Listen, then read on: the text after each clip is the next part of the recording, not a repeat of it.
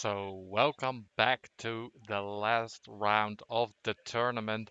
What we're gonna see is a match between the Seraphon taking on the Ogres, like we see last time.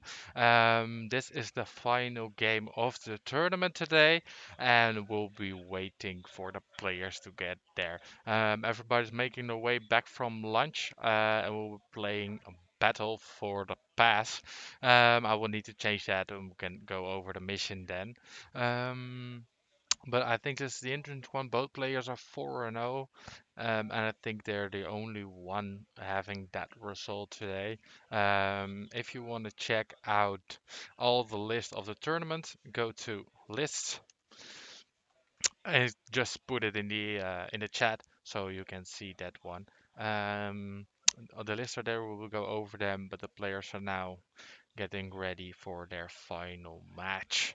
So will we go over to the mission? This is the wrong one, so let me put up the correct one. That is called Battle for the Pass. There it is. It's gonna be our played on the length of the table with 4 objectives.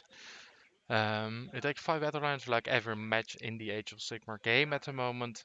Maybe it's gonna change with 3.0, but we will see that. I don't think it will, but we will see. Um, they're gonna use the auxiliaries for drop, so we will get that from the table, and we always get the victory points. So if you control the objective in your own territory, it's worth 1 victory point. If you have the in the middle, you score 2 victory points, and if you get their opponent's one, you get 4 points. There are no extra rules for battle line leaders or any other monsters. So they are now adjusting the table with the TO to get everything done right, and they're just being sure that they will do anything good. So that we'll see one of the finest game of Age of Sigmar. So that's while that's going on, we are just waiting. Um, and I will go over the list.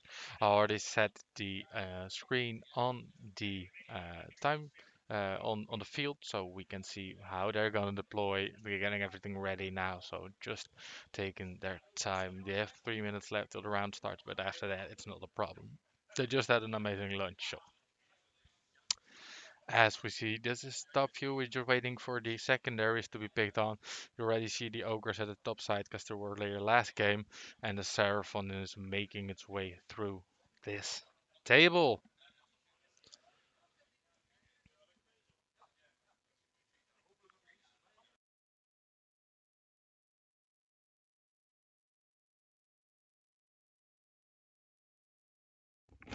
So we see the table now, and you see the 4 objective markers already being deployed on this table.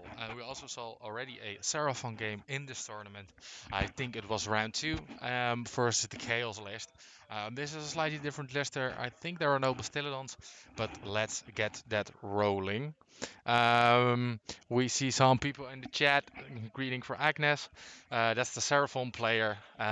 She's been 4-0 just as the Ogor Mawtribes, so I think that is really interesting to see how she can defend against those ogres we saw charging last time and doing massive damage.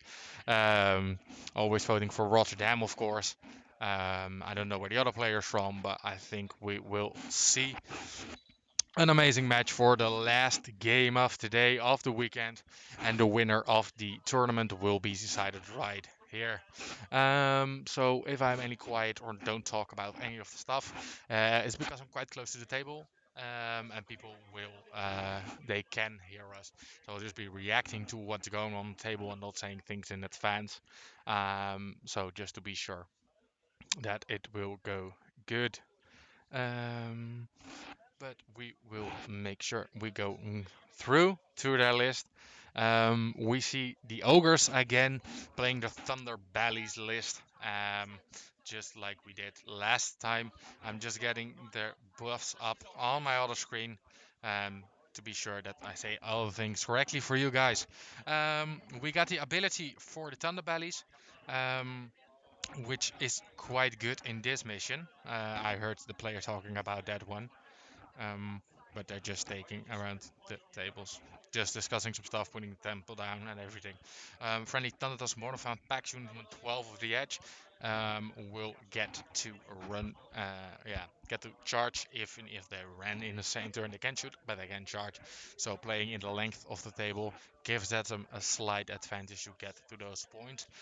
They get +1 on the prayer on the priests. That will be probably like last time joined against the pot, what we see on top of the table.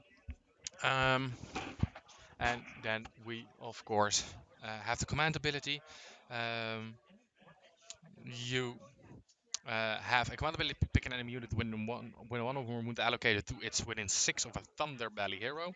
Until the end of the phase, you can reroll wound rolls for attacks made by friendly Thunder Tusk more than from packs from target that enemy unit. As we see with last game, it doesn't count if you kill one of the units. It has to be allocated to that one. So if you just kill a skink, it's not counting that one. Um, so the TO is just talking about the sportsmanship vote and everything as that. So we will see who will take that one. Mm. Mm. The Thunderbrand is general, and that is the Frostlord. Will get to +1 charge of Thunderbelly units well wholly within age of the general. We saw him doing massively damage the last game against the Terrorgeist and against the other units, the ghouls. So he is quite the big guy. Then he has an artifact that's called Shatterstone. That is, let me check. That's on the Huskard, so not on the Frostlord. Enemy units threat terrain features within 12 of the barrier to having a deadly scenery rule, in addition to any other rules. I don't think we used that last time, but we'll see if they're going to use this one. And that is the list. You have 4 units, 4 Morning Fangs, 4 Morning Fangs, 2 Morning Fangs, and a Stonehorn Beast Rider, and then the Earl Bat battalion. The only thing there's not in there is the Frostlord and the Slaughter Master. So the Slaughter Master is probably hanging out with the Cauldron like he did last time to just stir it up and be a cook. And we see some Blood Vultures on the Beast Riders, for example, doing some mortal wounds, also for the Huskard. The formation gives them 6s to hit, does an additional mortal wound, so that can be quite nasty. But we will see. And there we have War Master 26 Army vs Army. The Seraphon are the one to win. He is gambling on that, but we will see. Also, ACG de Vette agreed. Let's hope the dice favor the Starborn Lizard. I think everyone is rooting for her to win the tourney today. And then we will go to the Seraphon list, where the big man Croak himself is, of course, in play. Um, even with the new War Scroll, I think that's good. She's playing the Costling's Fangs of Sotek in the Girard realm. That may be doing an artifact, but I don't know. As we can also see is the Realm Shape engine right there at the top right. I don't think that's the position that would be deployed in. The players are just picking up their stuff from the last table and getting everything ready. I see Dennis helping Agnes with her stuff, so that's always nice to see, to be nice to your opponent when you're playing a game of Sigmar. So for the Realm Shape engine, we saw it last time, but let's go through it again. Realm Shape engine can be garrisoned, so you can stand in there if you have have less than 20 wounds. But it cannot. If you have more, you can do that. Your hero face is a multi-guaranteed by a friendly Seraphon, Wizard, or Priest. You can pick one end terrain feature anywhere on the battlefield and roll a dice for each enemy unit within 3 of that terrain feature. Add to the roll if that terrain feature is within 18 of the model. Subtract 2 if the terrain is features more than 36 from this model. On a 4 plus, the enemy unit suffer D3 mortal wounds. So maybe we'll see a Priest go in there and blow up the Malpot to go on there. Um, what we other side we see 5 Stars Guard, like we saw last time, probably going to protect Croak for those shooting attacks. We don't see a lot of shooting for the Ogres, but it worked out for her, getting her to the final. Then we see 2 units of 10 Skinks with the Bolt Spitters and Daggers. bolt satisfied daggers and star bucklers, so having that shield, and also 2 units of 4D skinks, so the big units will go out. Then we see a Skink Priest, a Skink Star Priest, the Astrolite Banner, always paired with Croak to get that extra range on auto spell to make it better. Then we see a Troglodon, like we saw last game. This one won't be eaten by Archeon, but that is the one that can cast models through. Then we see a Lord Croak himself and a Slarn Stabmaster, which is the general, just because you get the command traits and the spells. So I will go to the battle tome and look for you at what the what the temple does for her. The host. It's a constellation of Fangs of Sotek. So get that one in front of me, so you will have also the information for the final game. There is not that one, but it's always hard to find those things in the books because it's just a hell the way they write the books, I think. I just don't care about the lore and how to paint a model. I know how that works. I just want to be able to play the game and have fun with it. So there we go. It should be on this page. So instead of setting up a unit on the battlefield, you can place on one side and say it's set up to appear at the commanding receiving unit. Oh, that's the wrong one. I'm sorry, it's the other one.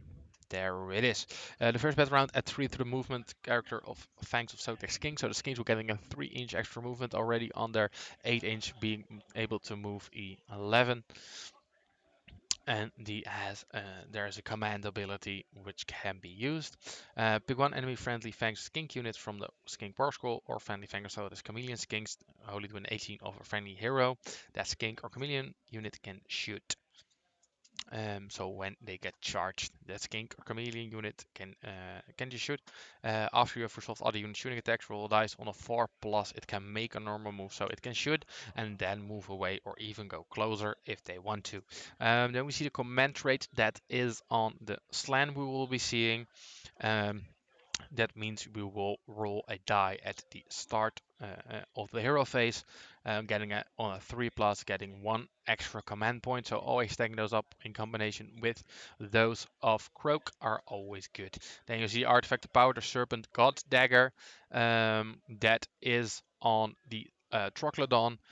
Pick one of the bear's melee weapons at the end of any phase. If any wounds inflicted by that weapon in that phase were allocated to an enemy model and not negated, the enemy model has not been slain or roll dice on a 5 plus that model is slain. Now that can be quite annoying. So of course the big man Croak has all the spells. So it's kind of hard to follow that because it could be anywhere with all those casts and getting those juicy adds to their casting rolls to be able to do that. Um, then we also see some spells on the other units. We see the Celestial Ingridium. Let me get the spells for you guys so we can go over them. So spells going up here probably. Just switching between everything is always annoying. Those are the spell lords and bound endless spell. So I don't think we see any bound endless spell. No, that's not there. The Skink Seraphon player has 50 points paid for that extra command point. We'll see. We see Warmaster asking, let's be honest, the Seraphon is a better book rule-wise. Yes, I think so too. But the Ogres really surprised me by going 4-0 at this tourney. So I think it can be done. You have a lot of skinks versus not a lot of monsters, so will be interesting to see. So the War Master will share the link for us so we have more viewers. I think that's really nice of you. Always helping to get that juicy out so people can watch the games just from their chair at home. I know some people would love to make it, but traveling restrictions are always hard. So we'll be getting this game going on. We see the spell Celestial Equilibrium. I'm probably pronouncing that wrong. Um, on the Star Master, saying it casts casting value of 7 if successfully cast until your next hero phase at 1 to casting, dispelling and unbinding rolls for friendly wizard other than the caster. So that's probably buffing up the big man Croak himself to even better castings. Then we have the Skink Oracle on Troglodon that has the Hand of Glory spell. So that is another spell that will be in use. Pick one friendly unit wholly within 18 of the caster, invisible to them until your next hero phase. You can reroll hit rolls for 1 attacks made by that unit. So that's always nice to have. Not spending a command point, but just spelling it. Then we have the Celestial Harmony. On that spell is casting a value of a 5. If it successfully pick one friendly unit wholly within 18 of the caster and visible to them, your next hero phase do not take battleshock tests for that unit. If the casting roll is 10, pick all friendly units within 18 of the caster to them instead of only 1. So getting that high number on with maybe the +1 buff on it makes it easier to get that, and nobody has to make any battleshock rolls for the Seraphon. They're now discussing their list on how everything works, so everybody is on the line knowing what they are doing. I think we saw their roll off for the table side, but I'm not quite sure that. We see the bot deployed, he was ranging that on the left side of the field. I think the realm shape is also in the middle of the table, just being there and able to being annoying and maybe garrison it if they go towards it. And then I'm just explaining everything, so we'll be waiting. So it's battle for the pass. If you guys have any questions for me that you need answered, or if you don't know anything, or you might see this for the first time, we are playing Age of Sigmar. It's a tabletop game made by Games Workshop, and we'll be seeing this final game of this edition. This is a 2.0. Next week there will be a new release with new rules, new cool models, and we'll be seeing that one live. What we see on the table is the same table we have been seeing for 4 games already. So you're probably aware that you can buy this terrain. It's MDF terrain. You need to build and paint yourself, but you can find it at the Alliance Armory. And the mat is by Battle Mat, which is also a sponsor of ours. Let me show uh, to the Butte view. As we can see, we have some amazing sponsors just to help us getting this tournament going. So if you want anything, check it out.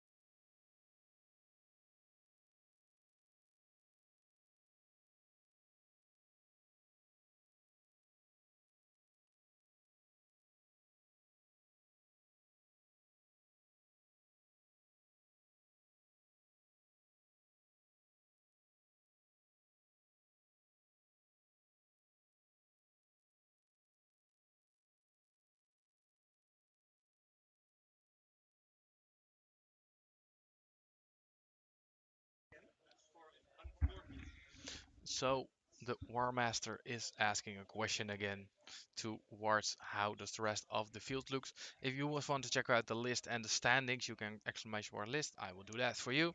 So here are the website Apampan.nl, the Dutch Grand Tournament. You will see there everything you want to know.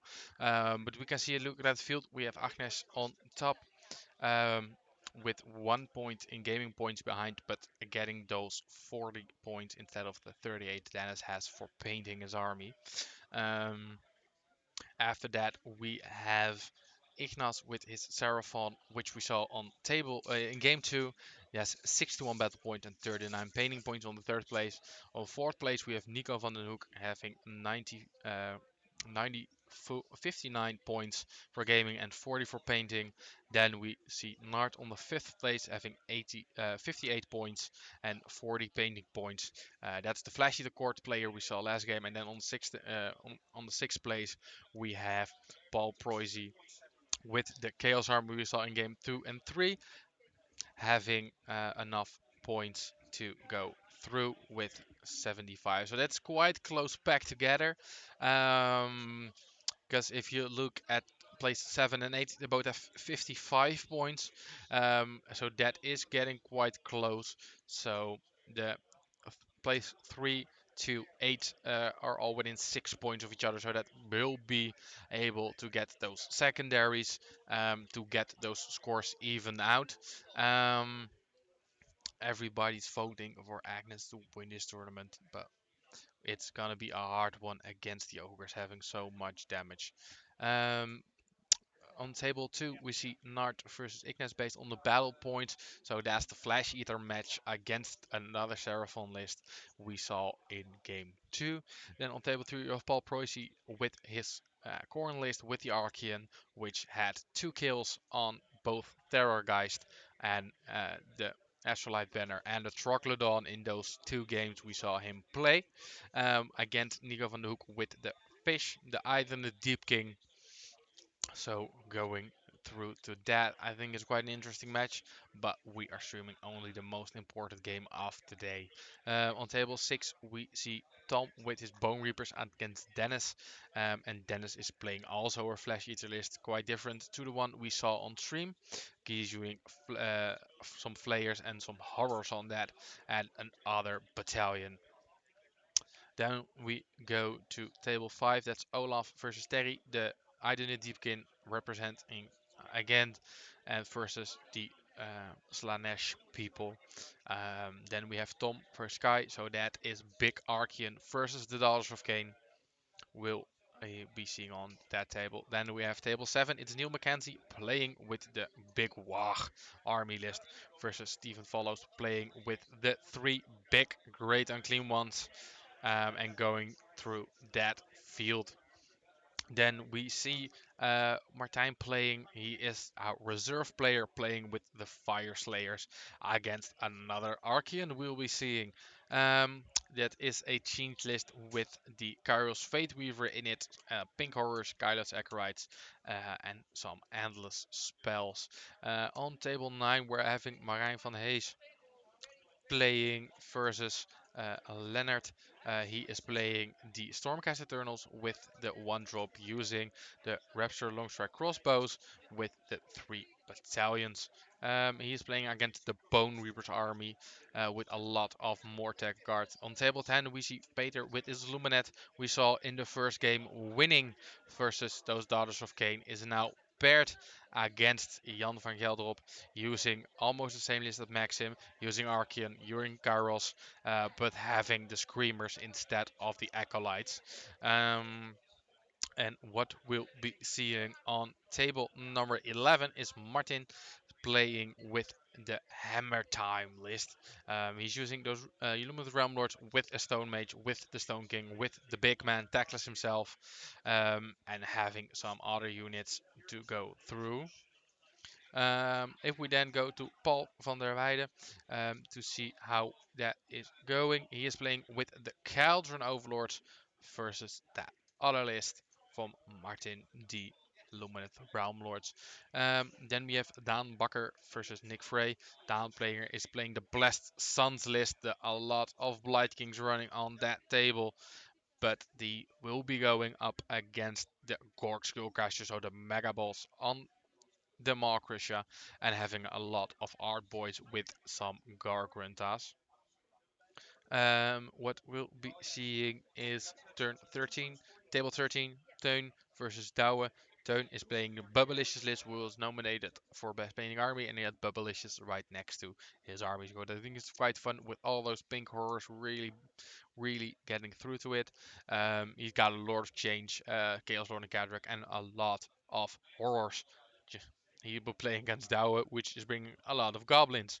So that is a lot to see there. So he has 100 goblins, 20 of them shoot us, and the rest will be stab us, and then 25 Loon Smasher fanatics. That will be quite hard to deal with all those spells going off and getting through. And on our last table, it's table 14. It's Marike. She is playing the Night Hunt army with a lot of Blade Guys Revenants, using 30 of them, and in a battalion in that one with some characters. So you see the Knight of Shrouds, you see all in there, and you see the Guardian of Souls, so casting those spells versus Dennis Hulshoff, and he'll be playing a Tempest Eye list with the Hurricane and some Pistoliers. So that are all the tables that we'll be seeing for our last game today. If you need the standings, just use panpan.nl to see it. What we'll be seeing is Seraphon deploying some skinks right there, and that will go through to it. If there are any questions for now, players are just setting up on the table just to see how everything goes. We will be getting those question answers for you. If you find the stream interesting, please share it with your friends or anyone that might be interested in this game to get us going and spreading the love for the game for the one last time for the AoS 2 events, and we'll be going next week into Age of Sigmar 3.0.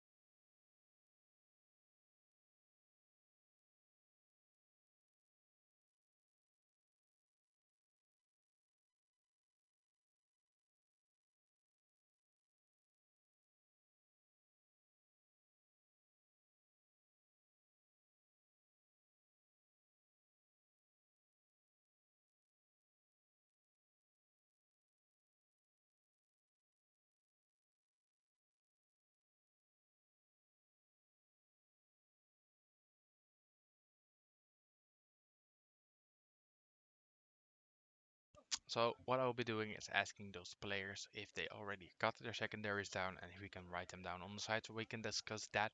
I think they're just busy with deployment and they will go after that, but let me ask those guys.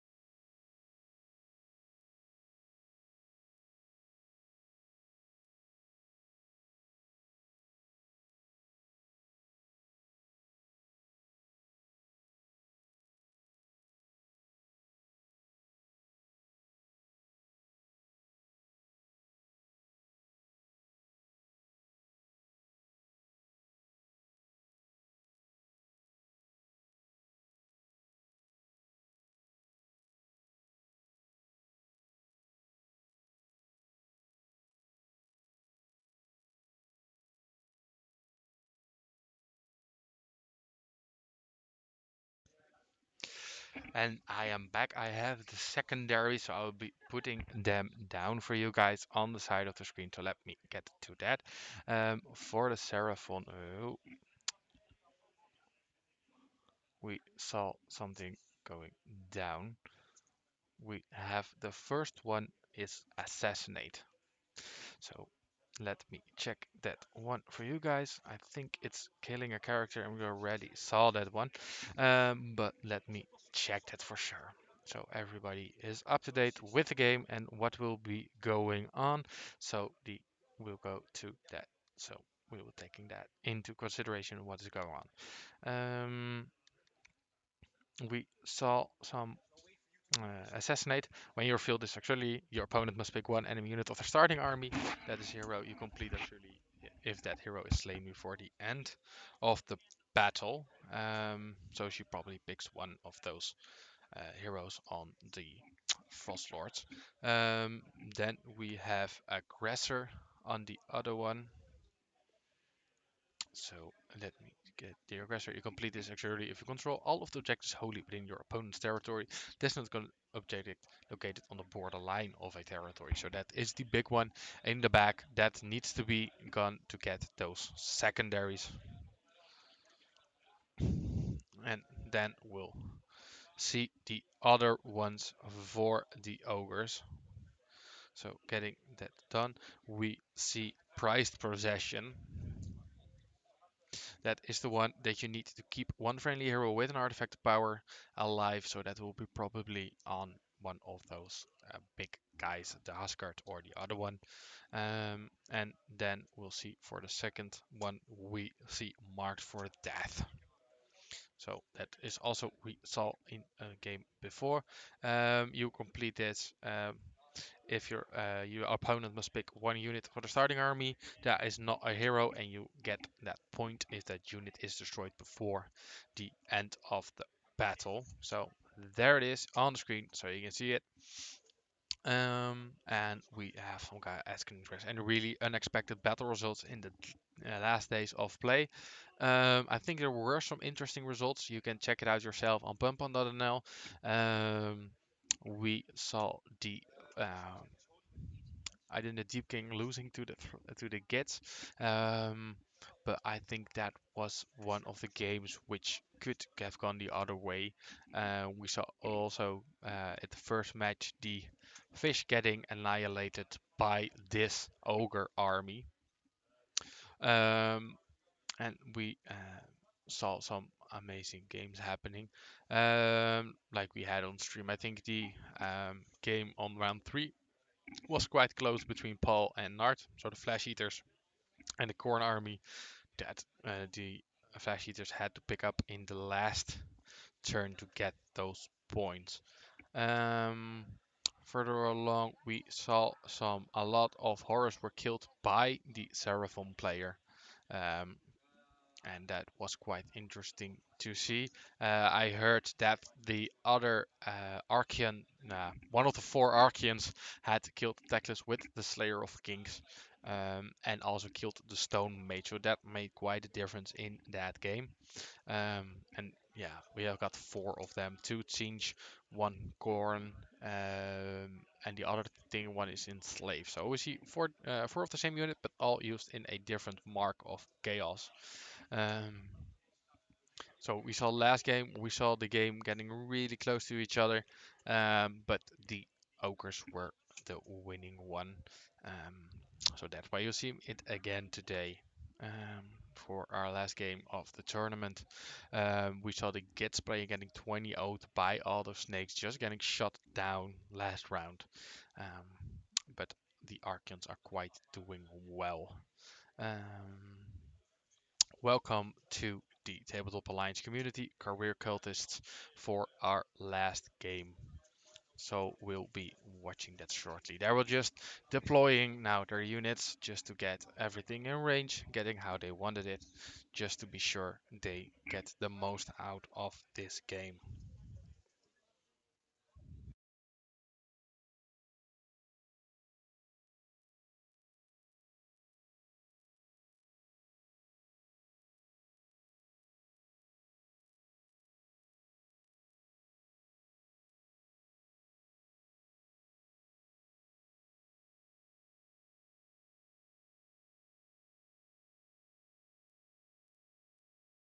So they are now discussing the table with the with the TO to maybe change some things around with the terrain, getting some really close ups, but that will be decided and we will see that if that happens.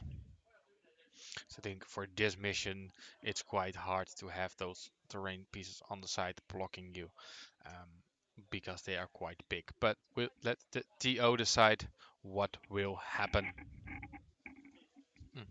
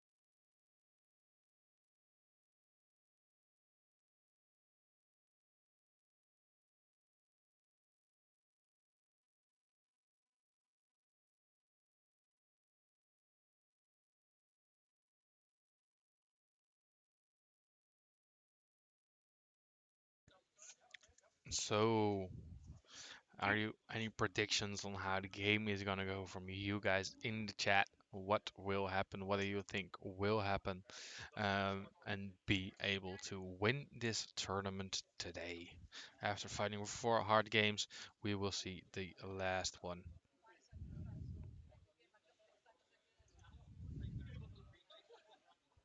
So we had the lunch break and we had the best painted armor sorting out.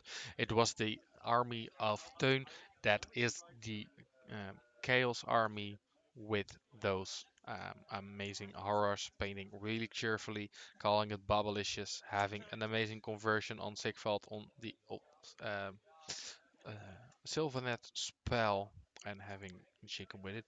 Then we saw the Bone Reapers of Leno. I will try to get those pictures on Twitter or anywhere linked. Um, so you can see that guys for yourself. Then we have the converted army from Tackless painting by Peter. We saw in the first game being used with those conversion of those dark elves. And then we have the our last army is the Iden the Deep King army painted by Nico.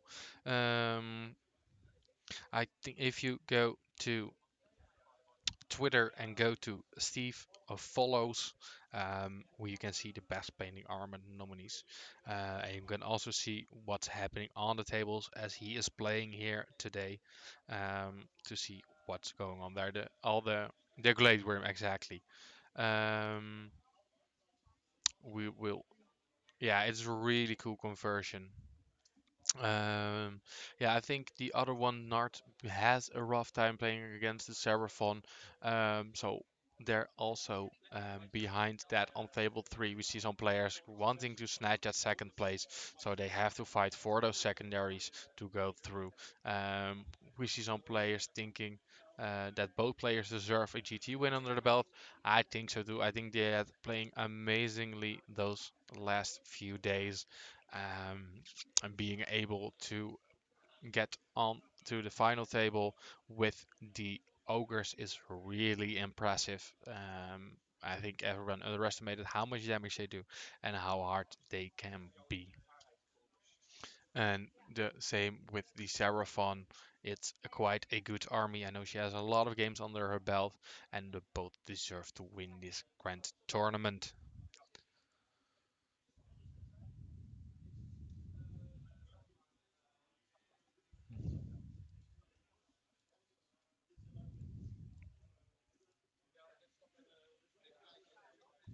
Yeah, good question.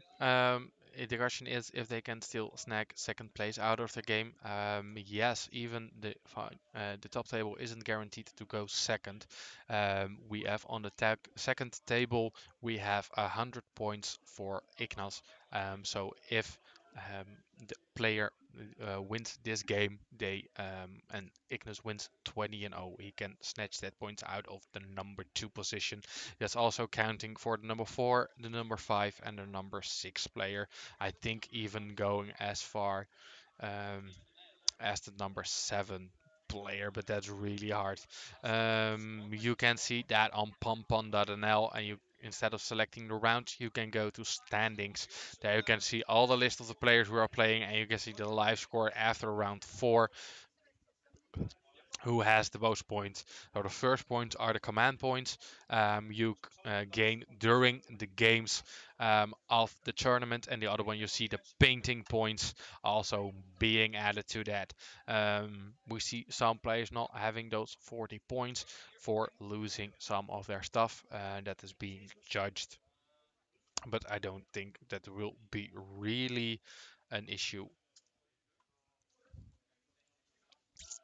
It's just a 2 or 3 points, and it might bite you in the ass at the end. So we still seeing some things going on the table. So the Ogre player was done first and decided that the Seraphon player can start. Agnes is going to start off this match with the first turn. So we'll probably see a lot of casting from our Lord Croak. Um, and getting some buffs on those units.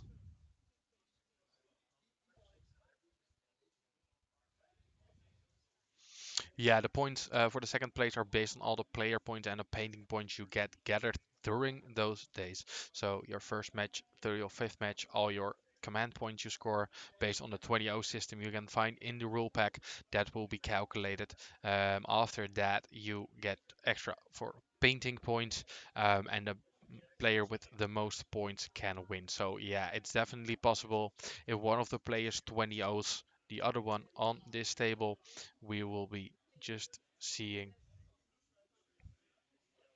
we will see not one of these players getting onto the table, because Dennis has 10 points more than the number 3, and Agnes has 11 points more. So that can be an upset if Ignis or any one of the other players win and get more points out of that. So yeah, it's definitely possible that one of these players we see here today at the top table will have a chance to get the second place, but they won't have the glory of a chance having they hadn't had a chance to win this tourney, because these are the only players we have seen getting getting 4 wins out of those 4 games.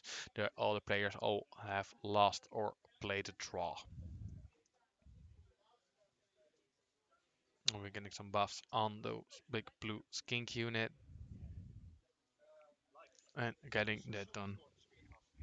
So they're now getting get they're just getting the realm spells, while since Croak can cast so many spells, just letting see what we'll be able to do. So I think it's a realm of life we're playing in. I'm not sure if that is correct, but I think we will hear that soon.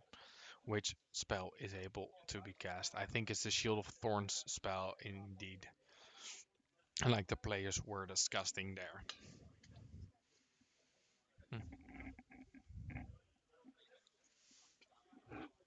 Mm, mm, But yeah, we're still in turn 1, and we see the Seraphon going first and casting those spells. Let's see what happens. Mm.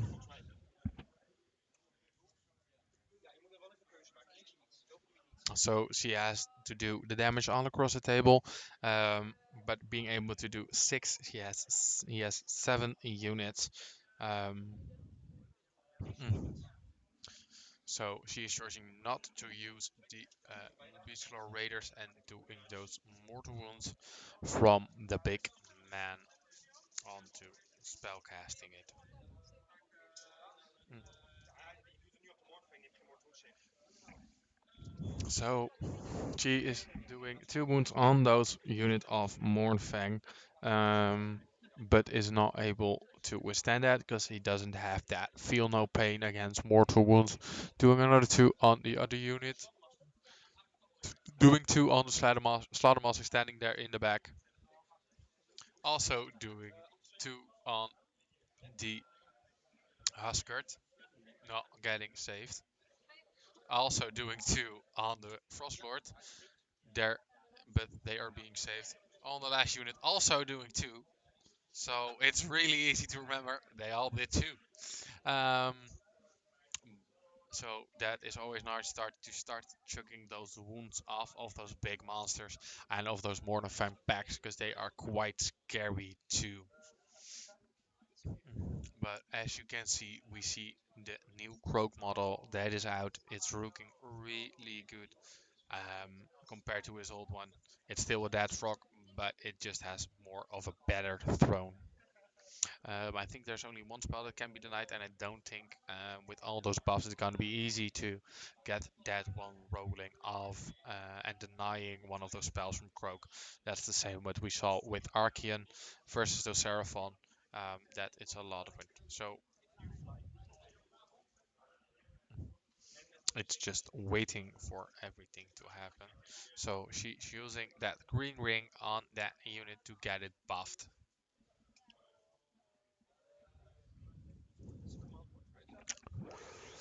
So she gave the unit the spell that is makes able to let that unit of skinks fly across the table, and that is why the ring is added to that unit.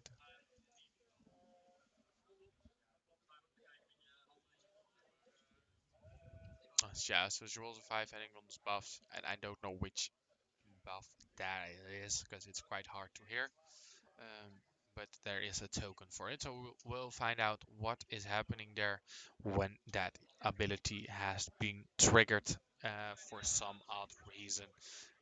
That's always the point of following a game. It's quite hard to do, so I hope I do my best to make it interesting for you and that you know what's going on just as much as I do.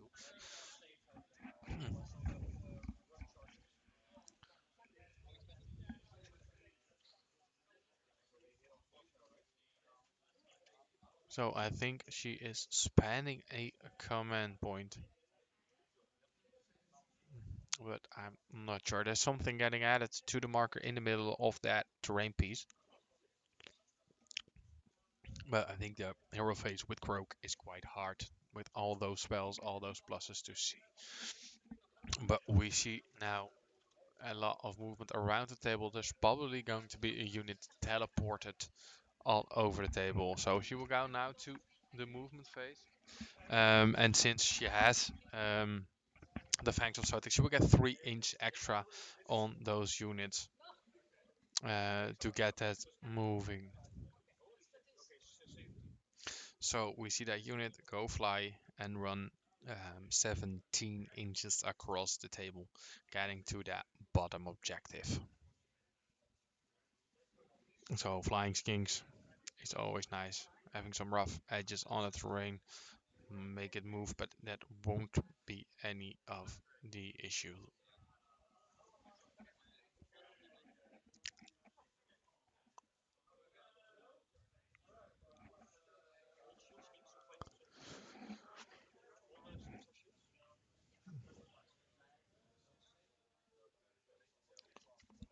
Yeah, I'm also quite far away from the table. Yeah, not far away, but players wearing those face masks, which are mandatory to be able to play this tournament, since we just can't guarantee that 1.5 meter rule and have to be safe anywhere. So you have the face mask.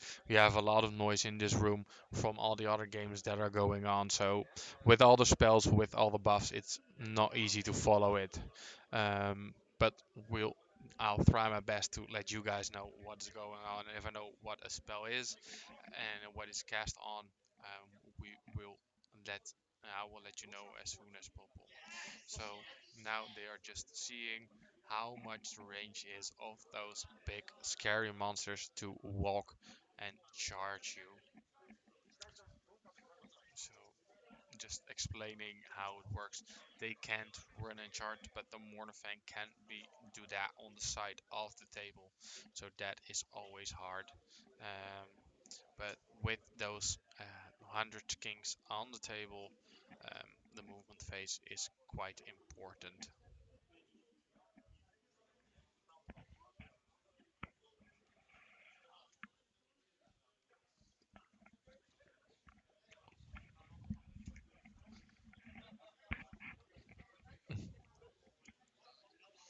So we already had a talk with Stefan, and we might be able to get another stream set up next time if there is any. That we're not close to the table and have wireless mics, so we can talk freely about what's going on, so the players don't have any clue. Because since if I say anything right now about what might happen, the player could potentially hear me and think about that if they didn't do that themselves. So might be able to get those players mic'd up so we can just follow that and we can talk freely in another room. But unfortunately, that's not happening for this one. So I'm just standing next to the table, um, just to be there and quite follow. I'm also able to walk around to the table if anything is unclear or there are any wounds allocated, and we can just see how many that is. Um, but we see now just a movement phase with all those kings needing to be walked over to the table.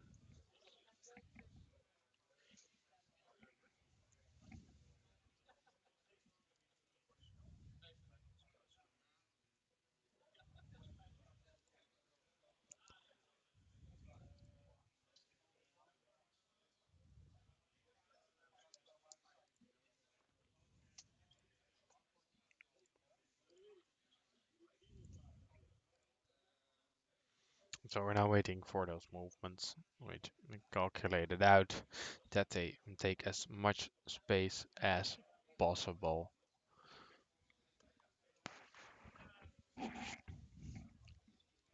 So they are able to get straight down. So we see some pictures getting taken by you with standard just to get those nice pics off the table. Um, s- so I think that was the score. Um, that was the first turn for the Seraphon, not getting any shots off, not going to charge, and being afraid of those big scary monsters on the table. I think that's one thing.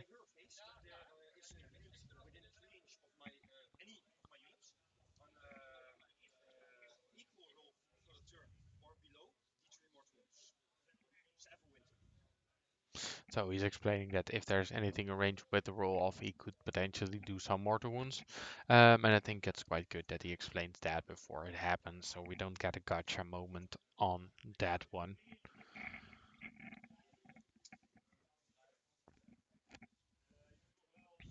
So we're gonna now see the first turn of the. He will start activating the cauldron to get a random effect. He gets a 3, so he gets a +1 to hit on one of his units. Seraphon player getting his home objective and the bottom objective, so scoring 3 points for that one. So those will be added to the overlay. There they are. And they get, of course, get the it's gonna get on the Husker the +1 to hit, so that's the most bottom unit as we see the card laid down by it. Mm.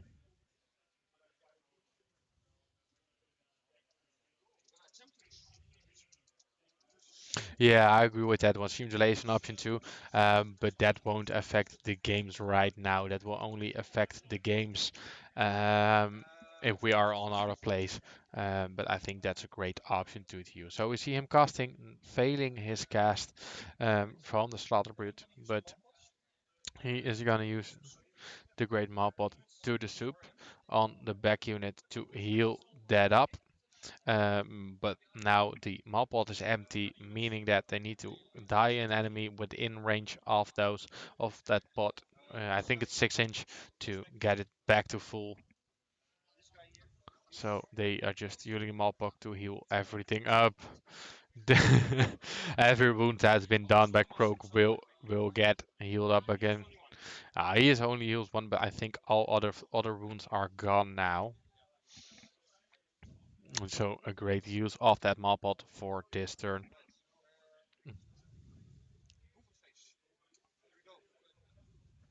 So we'll be seeing the movement phase of the ogres getting stomping the towards the Seraphon, just dancing around the table with all those units.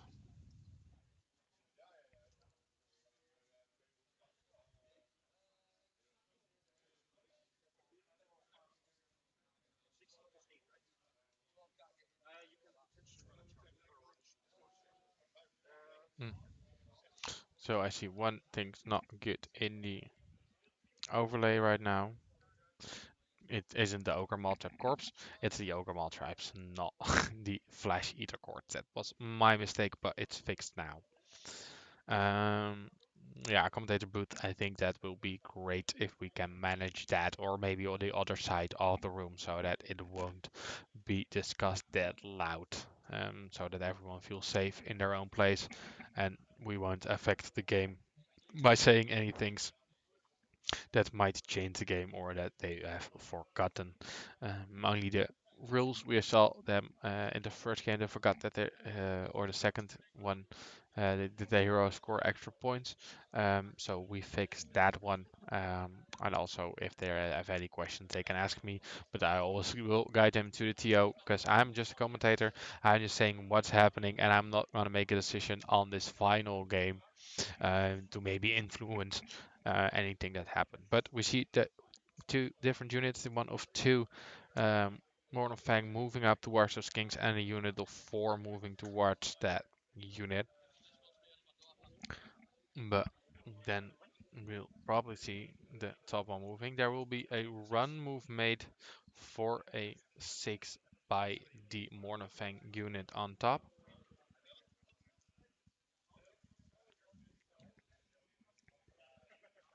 Getting towards the edge of those battlefields and maybe get in a charge. Mm. Oh, staying away and measuring to see what will happen. So that's why the dice are for.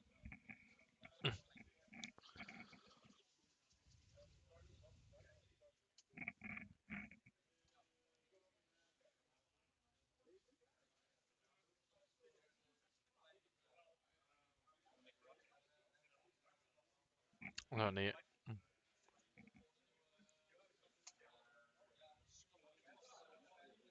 so I was just checking everything, what is going on with the Seraphon, where they are, what the ranges are, so he doesn't come into any moments that he doesn't want to be in, and that is one of the reasons you see in that one. We see that is the Frostlord running on their top. I don't think he has an option to run and charge. I think only the Morn of Fang unit does. So there goes the Raiders in the middle, also moving up there, counting as 10 models for the objective. The Morn of Fang counting as 2, and then we probably see a move from the last Huskert moving anywhere to stay within range of the objective, also with the Slaughtermaster, but not going to move, just staying there probably. By the way, he's looking at the table now.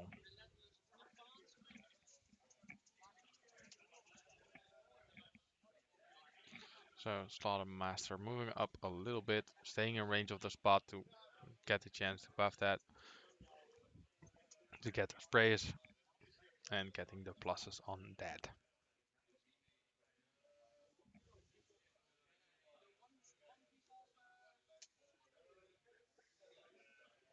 So there's still a wound on that guy, but the other ones are all healed, as you can see, because there's not any big die. Then we see pistols being shot in. Um, so the pistols being shot into those kings. Just we're hitting one and not wounding that one. So he will use the blood vulture for those mortal wounds, sending them, the birds, into the field.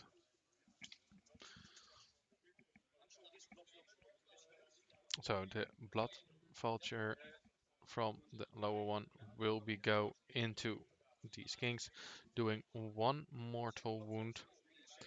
So the second blood vulture is going into that same unit, doing 1 mortal wound.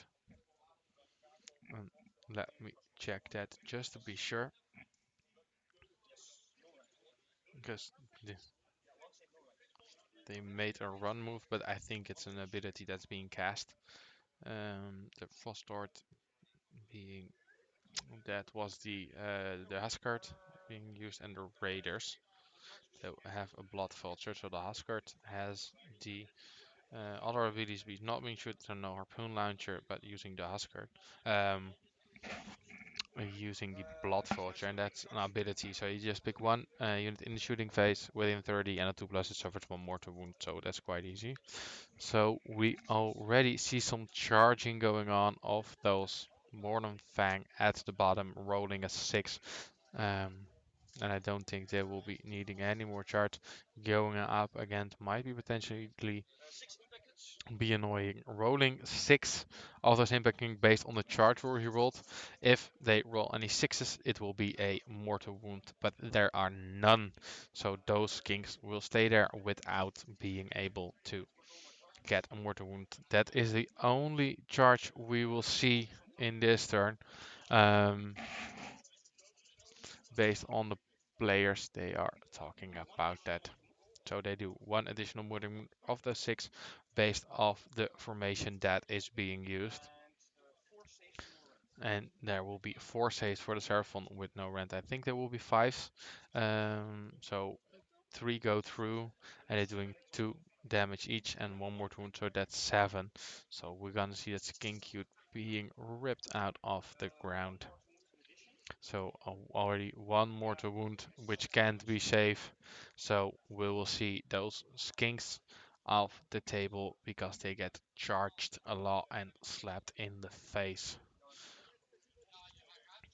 It's always hard to see those getting in charge and using all those wounds with the damage to getting that done.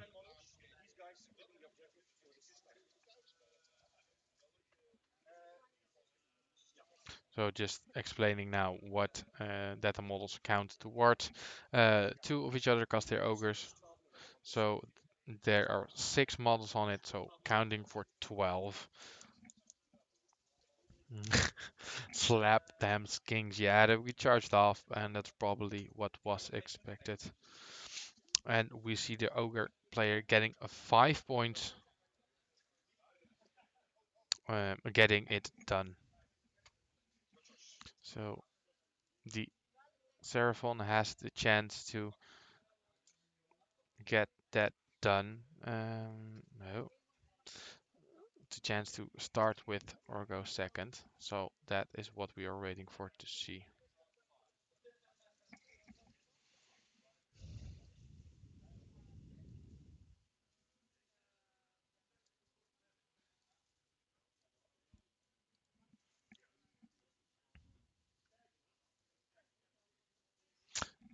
So I think the Seraphon is going first into this turn. We see the Ogres having a lead of 2 points because they have both of the middle objective, where the Seraphon only scored the bottom one and didn't get any chance to go to the top.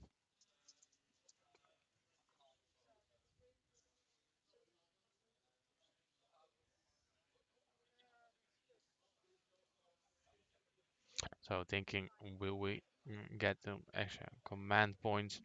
And what we'll be seeing is Croak casting again. Those are the summoning points who are being calculated, so they're probably talking about that a salamander could be summoned onto the table. But we'll see what they will do, because that's not in the hero phase. We're probably gonna see Croak casting now.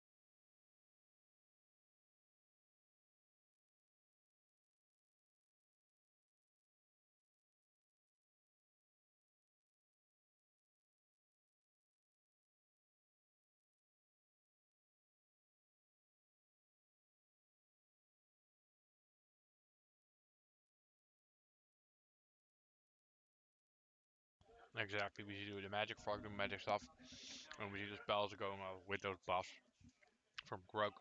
We just saw Command Call doing being put on 2 units, because the Slaughter Master has also get some mortar wounds, and the bottom one unit of Mornfang also has got some mortar wounds now. Mm. It's still quite hard to follow it because of the noise in the room. I can't hear every spell that's being cast, but I know the combat call was cast, but only on 2 of those units. So the casting wasn't great and was able to being denied, but the Slaughter Master is at the back of the field, so can't do anything against Croak sitting on his throne and waiting.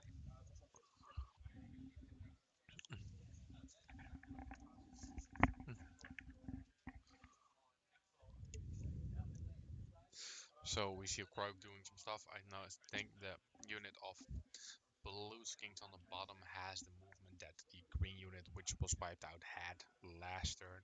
So we'll probably see them fly. Um,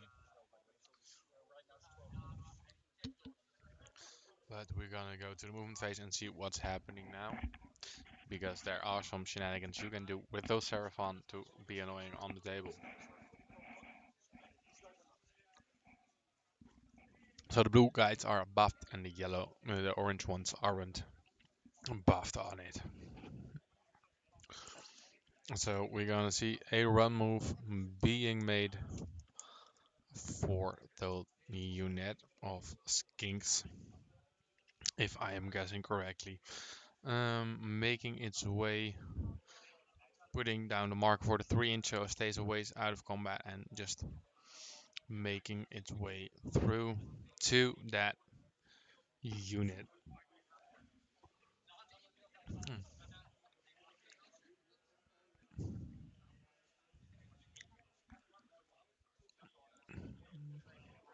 So just moving those king units on top will take some time, because that's not really the interesting stuff. I think the secondaries that are picked can be quite hard to comprehend if you don't win the game. So we will be seeing that the most important thing, if you win this game, you win the tournament, and if you become second, if you lose this game, it's gonna be hard, and you can't get even kicked out of the top 3 based on what happened in the other matches. So if you get your secondaries in the other turns, it could be potentially really important to get one of those nice awards, which are present for the players to bring home. This is looking really funny, but they're looking at the line of sight from it, talking about it, if they can see it or don't can see it. Even if in real life that looks funny, but on the stream it looks even funnier. So we see it moving towards that top to the realm shape. Hmm. There was a skinky left in the bush from the top unit, so I think that's quite funny, being those sneaky skinks, and that's happening. But of course, just waiting for the movement phase to finish off the second turn. Let me change that because it wasn't updated yet. Let me check that for you. Let's see how many we got.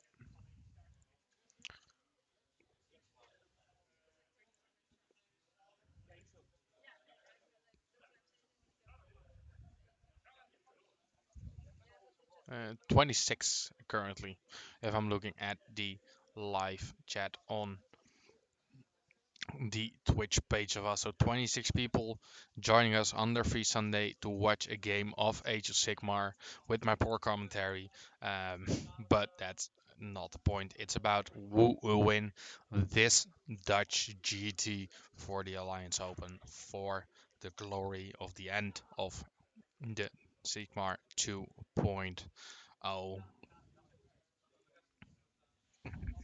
So what will gonna see is moving their skinks, being arranged. I think that is one of the skink priests moving behind that unit and getting those skinkies up in way, making some room for Croak, so he can also maybe make a move. But we will see. We see the guard protecting him make a move, so I don't think we're gonna see him fly away off to the end of the new world, but just making some extra room, just maybe getting some free exchanges to get some of those spells off. Um,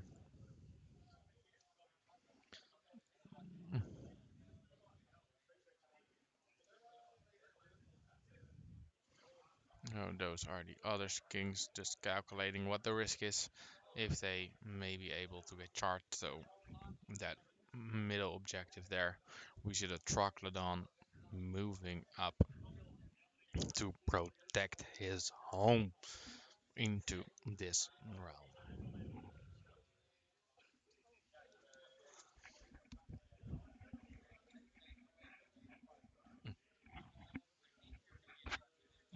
So yeah, that's the thing with Hunter Kings. It takes some time to move out of your base, and it takes a lot of thought what you need to do about the other units being annoying for you. What will happen next turn? What if I get the double turn? What if I don't get it? So all the thoughts going through the brains, what is happening and what we'll be seeing.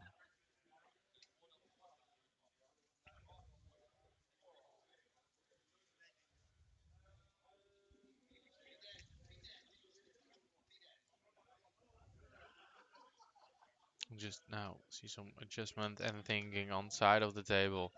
Of course, this is the last one, so everybody wants to be sure they don't make any mistakes and that there will change anything.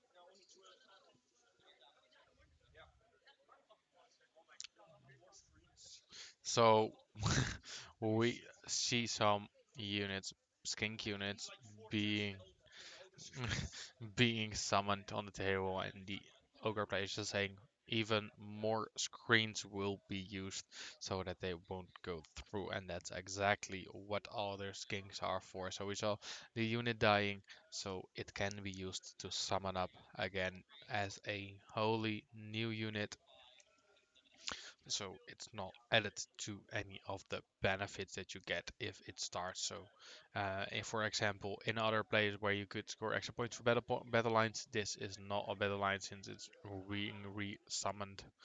But that is no problem in this match and the way that the unit is used just to defend the home objective and denying those extra points.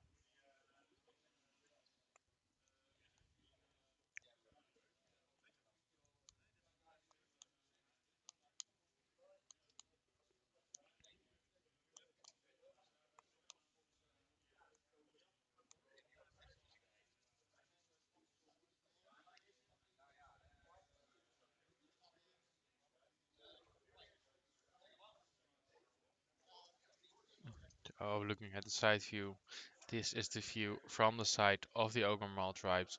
You see the unit of 4 on the left side of the table, accompanied by the Frost Lord and by the Raiders. You see the Huskard hiding behind the terrain piece with next to the card at his home objective, together with the Slaughtermaster, having already gained 3 wounds by the big man Croak himself with the Comet Skull. Then you see another unit of 4 Mornfang on the right side, and they are behind a unit of 2 at its objective. And we'll see even more skinks coming out of the back on that bottom objective. I think it will be just 10, um, but based on the amount of models that's laying on the table, but that's another skink unit being brought back to the table.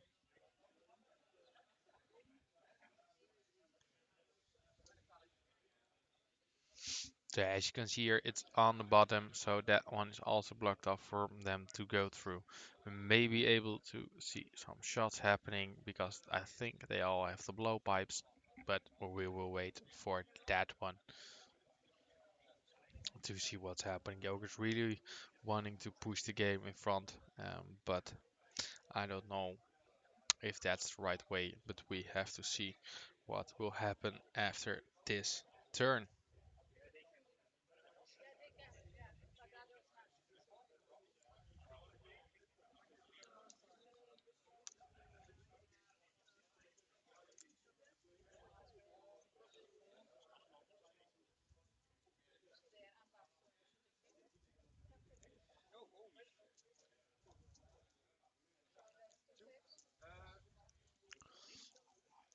Mm.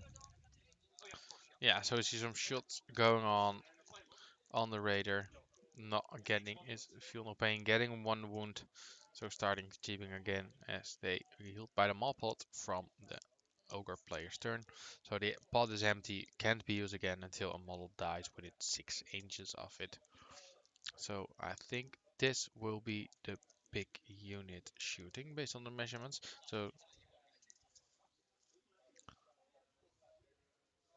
So we see 5 6s. I think those are just the wound rolls. So having 4 saves, I think on the Mornifang at the bottom, the unit of 2. So he makes 3, that's 1, getting 1 extra wound in just to poke it down.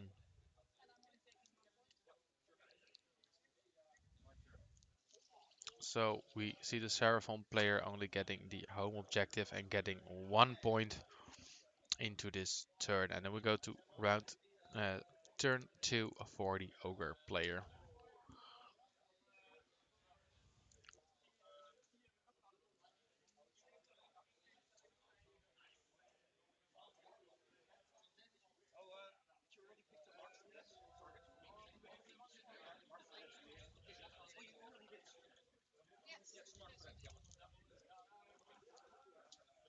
Discussing the unit that's marked for death to getting killed and getting that secondary.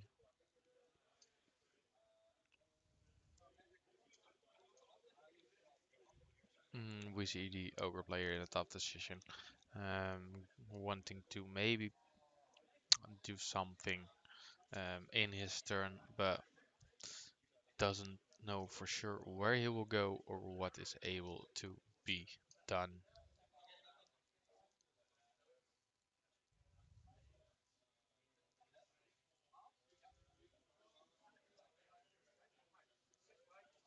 Welcome to the community and welcome to the stream Red Strike 2K7.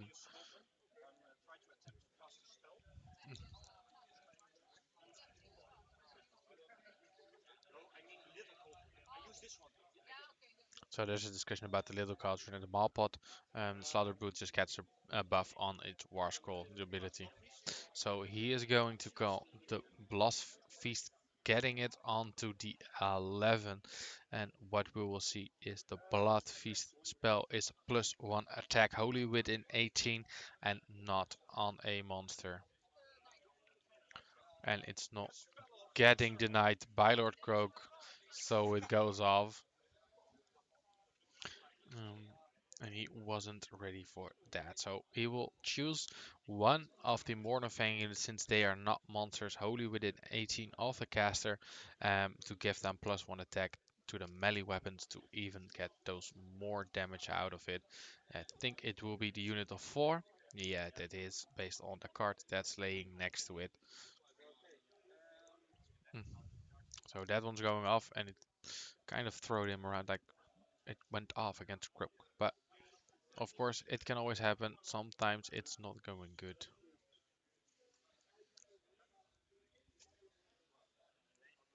I think he rolled for the boot for the cauldron of the Bloodmaster, but I think that we saw a 2 being rolled to heal it within 12 of the model. Nobody has that, so or it could be a 6 to do damage with the unit within 6, and they're both not dead. So the 4 Morning on top will get a rundown, getting a cock dice. I think it's a 4, so they will be moving a lot of inches with the alliance ability, of course, of getting to run and charge off the side of the table. So they will just move forward, and but the skinks will be annoying right there. So we see them parading in a little line on top of the battlefield and measuring that he will get that done. So making sure he's outside of 16 because of the spells from Croak casting through that Troglodon skink priest on top of it, so that won't happen in the next turn. So it's not yet used as a nuclear bomb to throw into the army. So what we now see is probably the other units being moved, the one with the +1 attack, the two and all of the stone horns. I think the slaughter master will just stay there, stay at the back, getting that objective and protecting the mob pot, and maybe even filling it himself if it gets killed. I don't know if that's possible, if he can fill it up, but that's where we find out if that slaughter route may be falling. And just for measuring, going around, being sure that they get not being killed.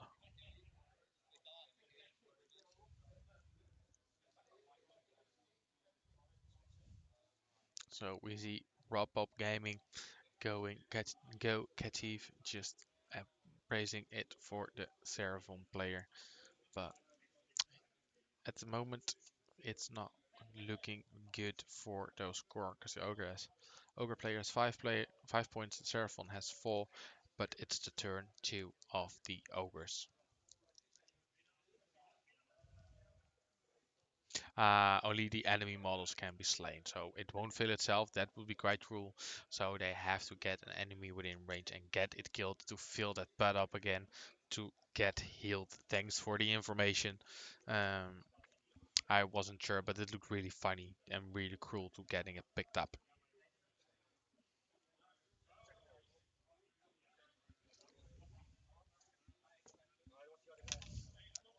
So Theo coming over.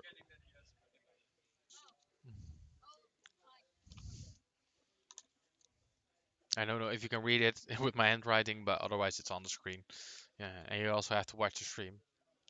Um, So just to get everything going now, we get the TO making sure they don't pick the same secondaries on all the fields, so you can only use it once. So some are saved for the last game, and some are not being used. So it's just still the movement phase, waiting for everything to move on and getting to.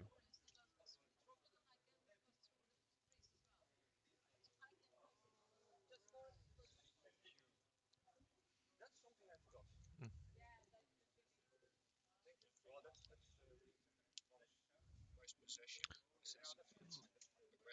Yeah, and that the other one is marked for death. So asking to be sure that everything is filled out correctly.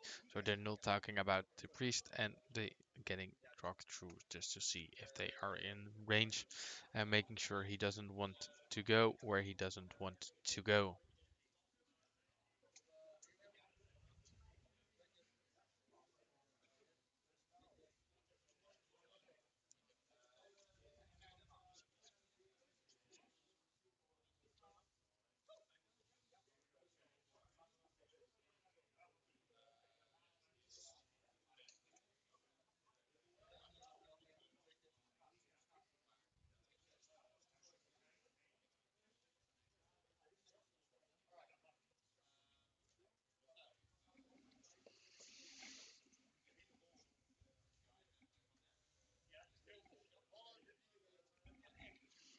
Yeah, they're just now Ogre players deciding what are we going to do? What are we going to do? Is it worth the risk if I go in? Is it worth the risk if I stay out?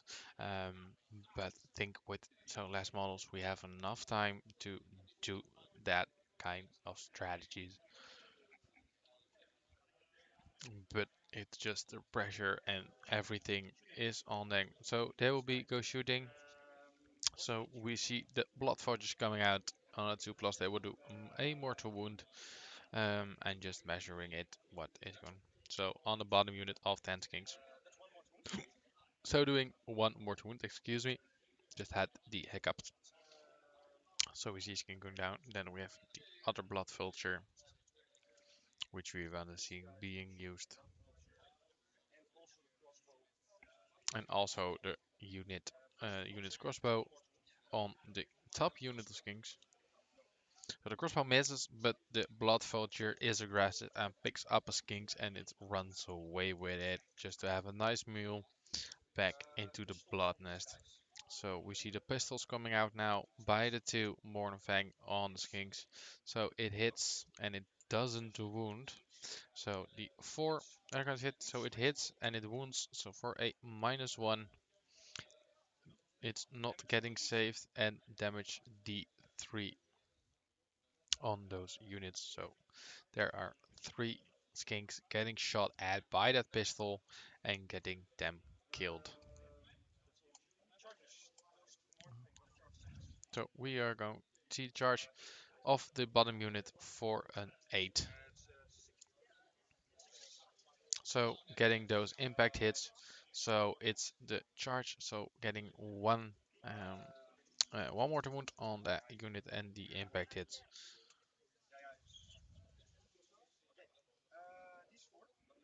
So the 4 are going to charge, getting a charge of 5. I think that is enough. It will be only 5 dice being rolled for those extra wounds.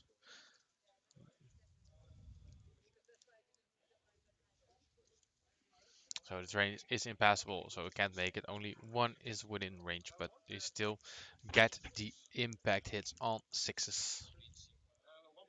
So it's one more to wound on that unit of skinks that is being charged next to the realm gate. We see one picked off now.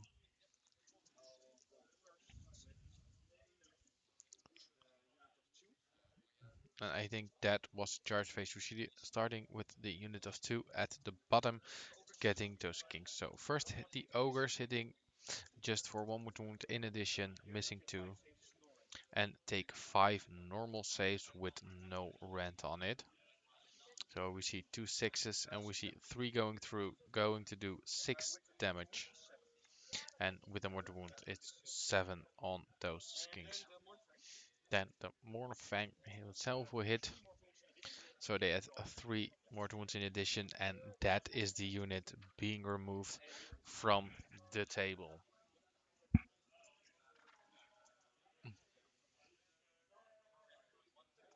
So,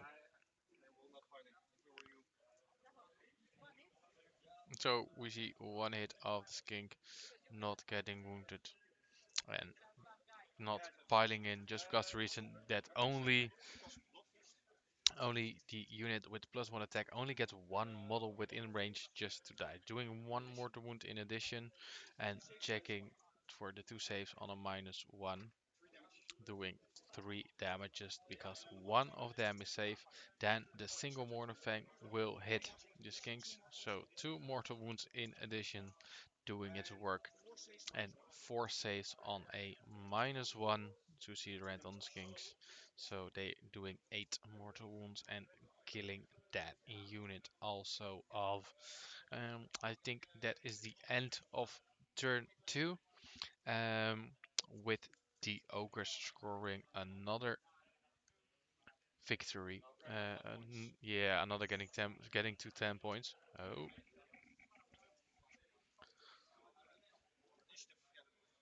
so rolling for the initiative now.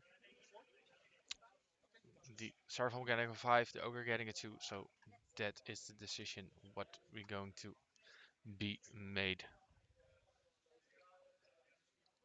So just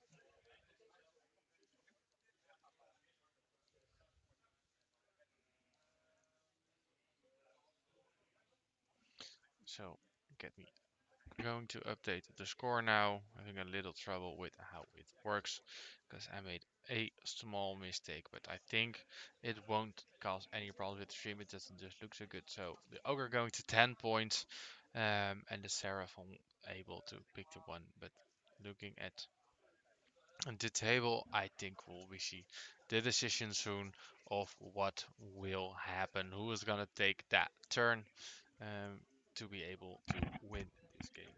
We see summoning points being rolled, so the Seraphon is getting the start of turn 3 now.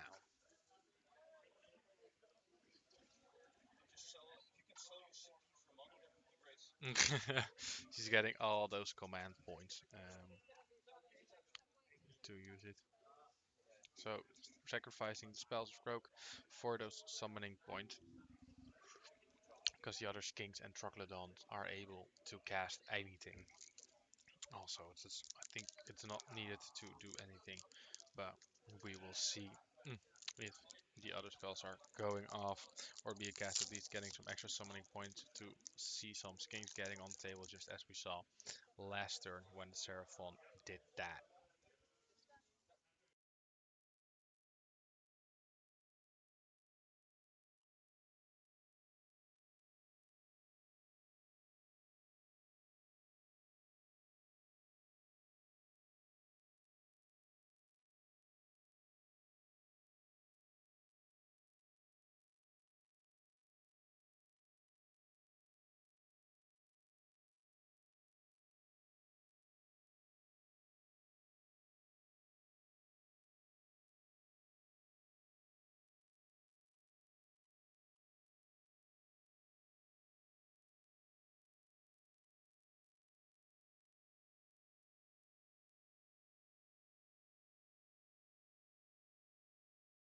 So the skink unit is getting buffed again, and there's combat call being cast for only one unit, going on the Slaughtermaster, doing one mortal wound only.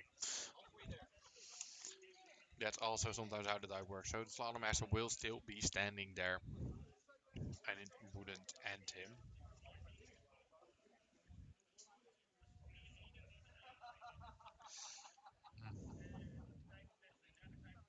So I think the Slaughtermaster has quite a lot of wounds, but let me check that for sure.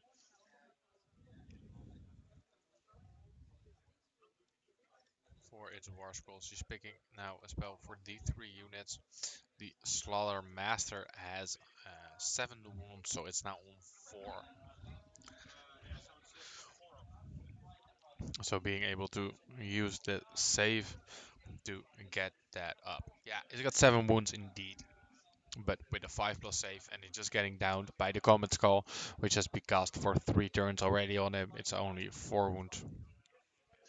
So the fly being spent on those units for D3, I think, to make these units fly. This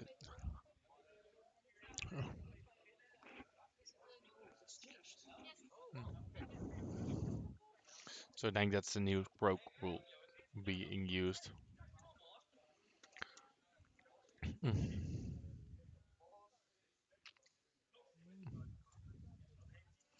So I think that is just a crow command ability that has being used. So let me get the new war scroll because it's not in my book. The command is say use command ability in your hero phase. If you do so, pick the 3 friendly Seraphon units wholly within 18 of a friendly model with this command ability. Until your next hero phase, those units can fly and add 1 to several attacks made with the missile weapons that target those units. You can only use this command once per turn. So I think that one is used on both of those skink units. As we see, the blue one and the other one marked with those green rings on it. So that's probably some mortal wounds going down on that Mornifang. And there's only one left of the 2 who started there. So they have 6 wounds each, and there's 5 left. So as one mortal wound, there's 1 wound on a Mornifang on the bottom, as you can see by the big dice on the bottom.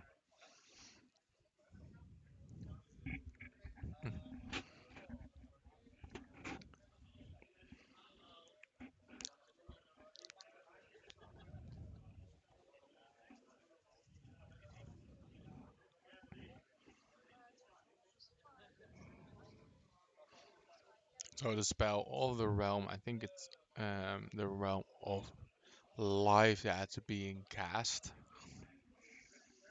for the wounds, but let me check that one.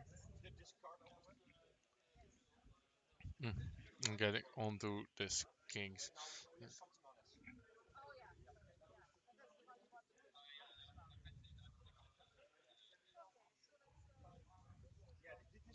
I think it's Jiren, the realm of life being used.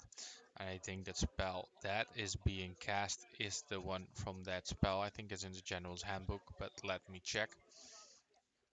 Yes, the Shield of Thorns is successfully cast. Pick one friendly unit wholly within 18 of the caster and visible to them until your next hero face any enemies that finishes a charge move within 3 of that unit suffers the 3 mortal wounds. The same friendly cannot be picked as multiple target of that spell, but that's the way it's also capped in the General's Handbook. It's on the big unit of orange skinks, and that's why the card is there as an extra reminder that that spell is on it. But I'm now just thinking about all the spells that went off. What can I do in the movement phase against those big, scary ogres?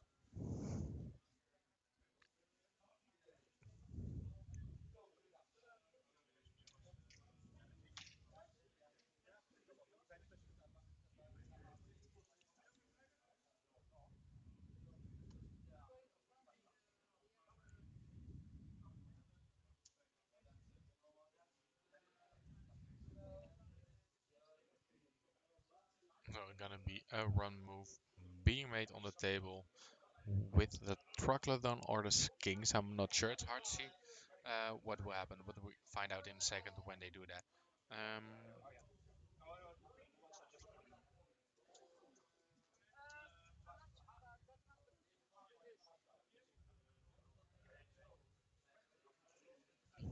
so I think it's the Skinks being making a run move down towards that middle of the board to being annoying at those Mornfang because they only got one in last round, but he killed 10 skinks in one combat round based on the mortar wounds, getting off from the impact hits and just now stringing it through. So the skinks are being moved around just like they would with the movement 8. It's always good to get some things done on this table. You always have a nice amount of movement with those little guys to block anything.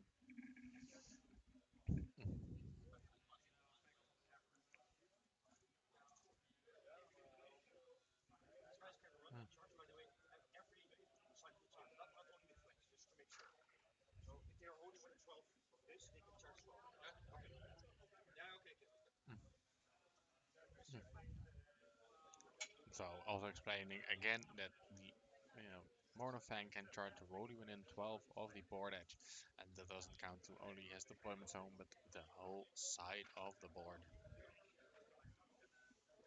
There we see some skinks moving up towards that bottom Mornfang. But yeah, getting loot of those nice movement trays just to make life easier, moving 80 2 units of 40 skinks around and also having this other skinks. So that's a great way to use that. They will be moving right to the edge of that terrain piece. And there you see the other ones going, and that just makes it way easier. And the other one moving a bit to the bottom, and the other one moving a bit to the top, just to be sure that they can shoot both. And I think that unit will be buffed, or is already buffed by all those tokens. So maybe getting those extra hit rolls, extra mortal wounds, and rerolls all. But we will see what they will do to those Mornfang into the bottom of the table.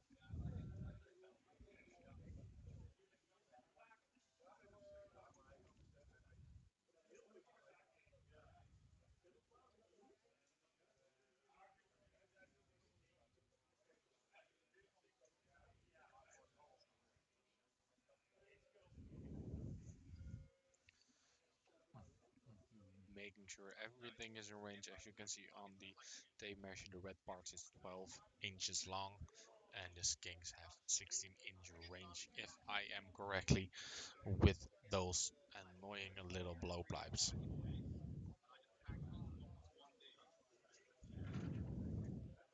Yeah, as you can see, the bolt spitters which equipped have those 16-inch range on those shooting attacks. As we can see, we see the slant moving and Croak himself moving just a little bit forward, but not seeing anything especially interesting happen. Just basically moving into their zone deployment zone and see what they will be doing now.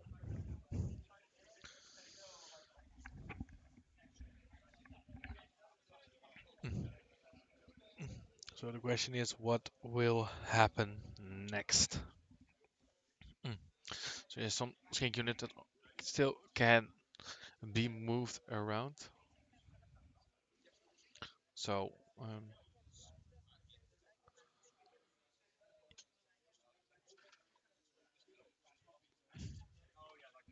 so then I'm talking about Starboard Alliance, the Lord of Space and Time.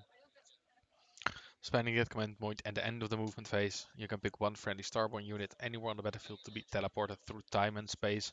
If you do so, remove that unit off the battlefield and set it up on the battlefield anywhere that's more away 9 inch from the enemy unit.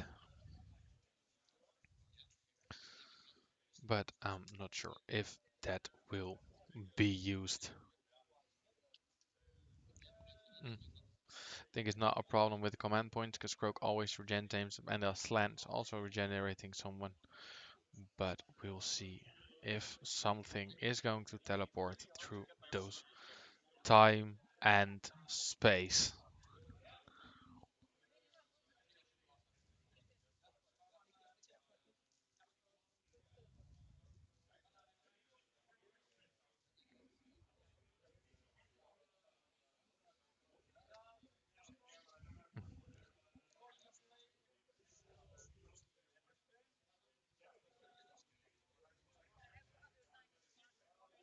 Mm.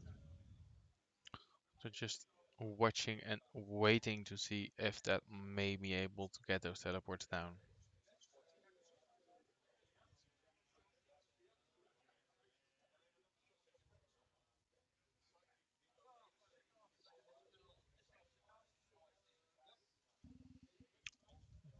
So we see the measuring sticks getting out of hand, and they will be put down on the table just to see where everything is able to go to get those things down.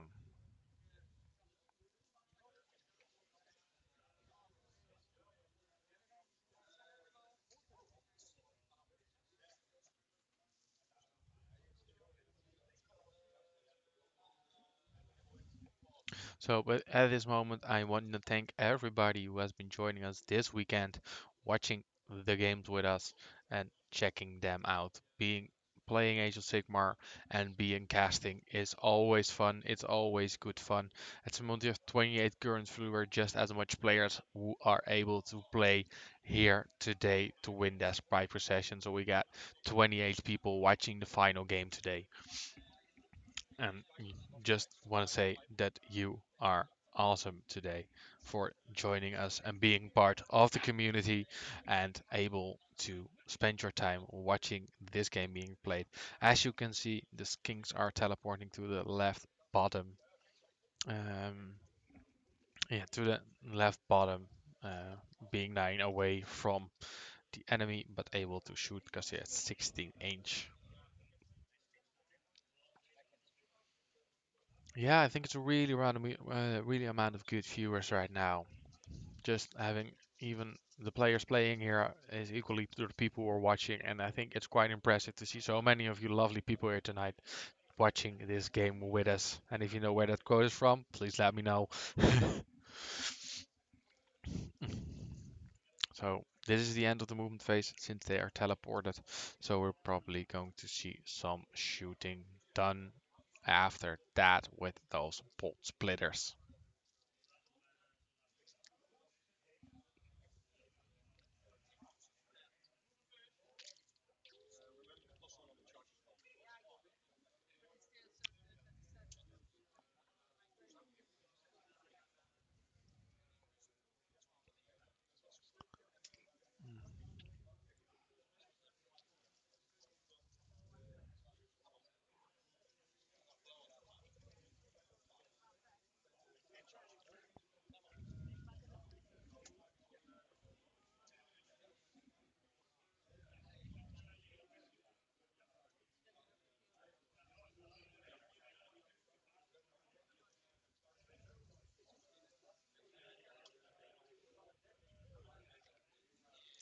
So those kings are finally down on the table. Uh, War Master asking how much points the objectives are. So we see at the left side, we see the deployment map. So you see 4 objectives being played. So one is in the left side in the blue flank, and that is the Ogre player. So I'll explain it like that. The Ogre player has one objective on the left side of the table. It's in his own deployment zone. That's one worth 1 victory point, and in the middle you see 2. They're quite hard to see now. There are the rings. So one is underneath of the Huskert bed on the terrain, and the other one is just under the unit of Mornfang. Those are the middle objectives. They're worth 2 points for each player. And at the right side, you see also that objective being guarded by all those kings. That is worth 4 points for the Ogre player. That one is only worth 1 point for the Seraphon player, but the other one on the other side is worth 4 for them. So there we see some kings being deployed, being summoned up just to make sure that Rocklandon will be safe and the 4 Mornfang on top can't be going through those lines and getting easy on that objective and smacking them. So just letting them eat those skinks. Also, for the tournament, if you get a major win, we score 16 points, and you get 2 points for getting your own objective and getting 2 for denying your own party. The max score for this tournament is a 20-0 system.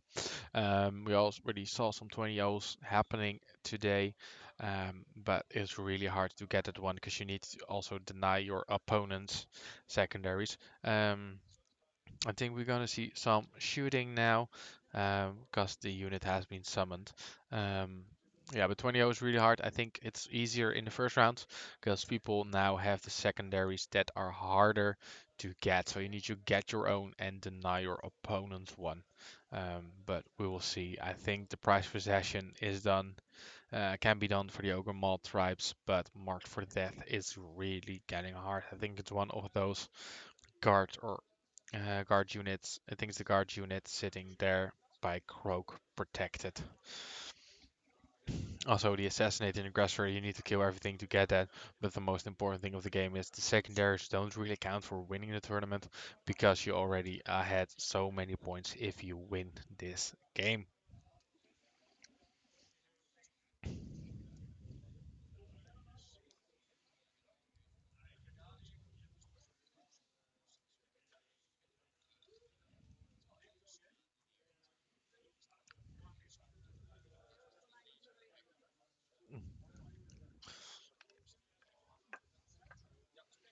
So the Seraphon are 9 inches away from that Slaughtermaster as they will be picked up, and we'll now see the shots going down um, on all those bone splitters spitting fire. We get some shots going down, making 4 hits out of the 10 shots. Uh,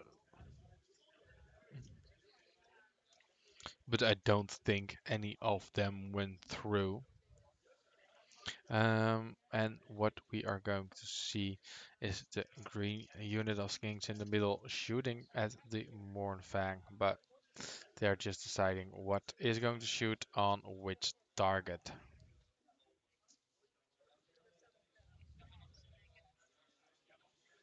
Mm. So now see the unit of the bottom being uh, being measured on how many there are and how many can shoot on that guy. He's almost dead. He already got 4 wounds. He only got 7 wounds in total, so he needs to be done 3 wounds to get him off the table.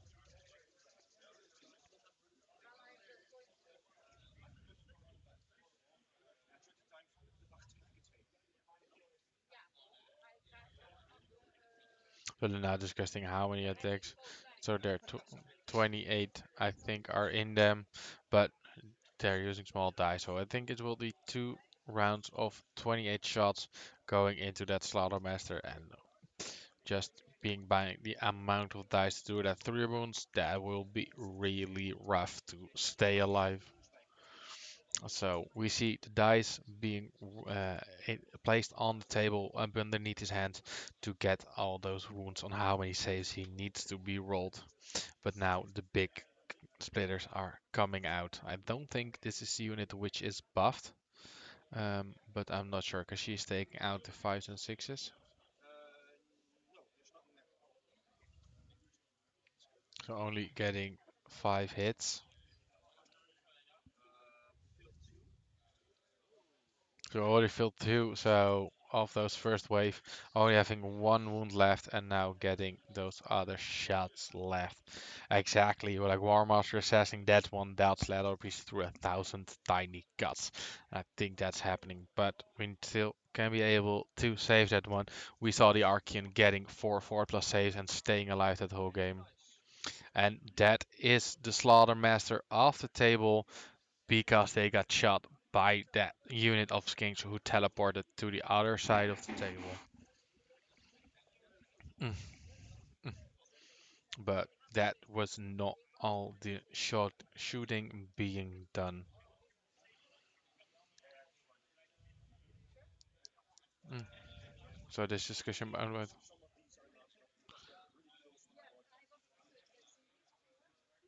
Mm. So just talking about the line of sight of the unit, seeing the bottom, the single Mornfang and the unit of Big Seraphon, Big Mornfang.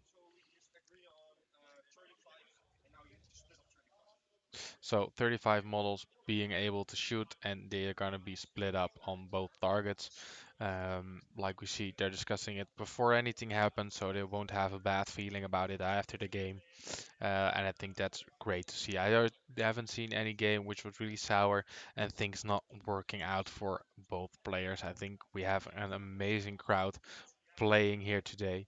And yesterday, of course.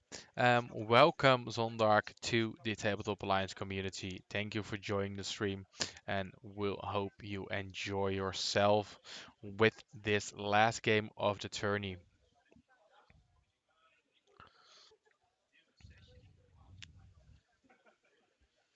Mm,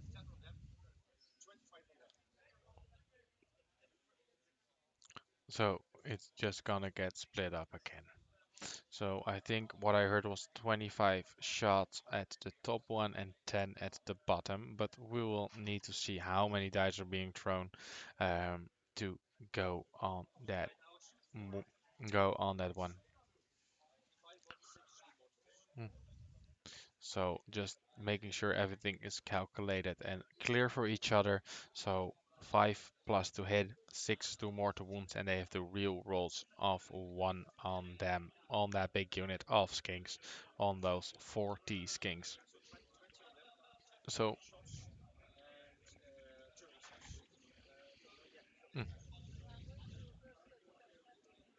so we are gonna see the shots being delivered.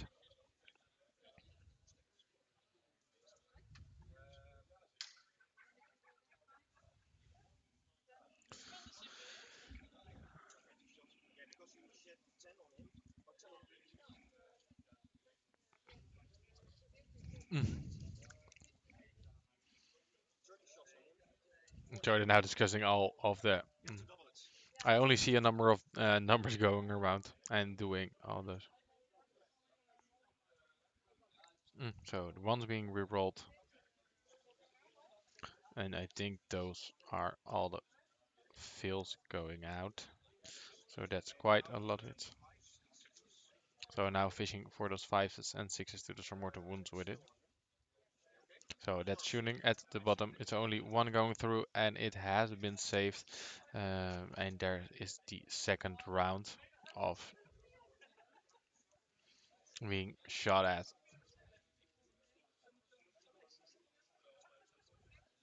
So just basically a lot of shots going down by all those kings to see what will happen. See, helping each other with all those dice is always nice to see. So it's one more to wound and 2 saves going down. So 2 saves being done. So So he made one save, failed one save, so and a mortal wound. So 3 going down to that top unit, I think. Or was it the bottom one? Yeah, it was the bottom one, the single one for the second round of shooting, and now we're gonna see the top unit being shot at, getting those extra dice now. Mm.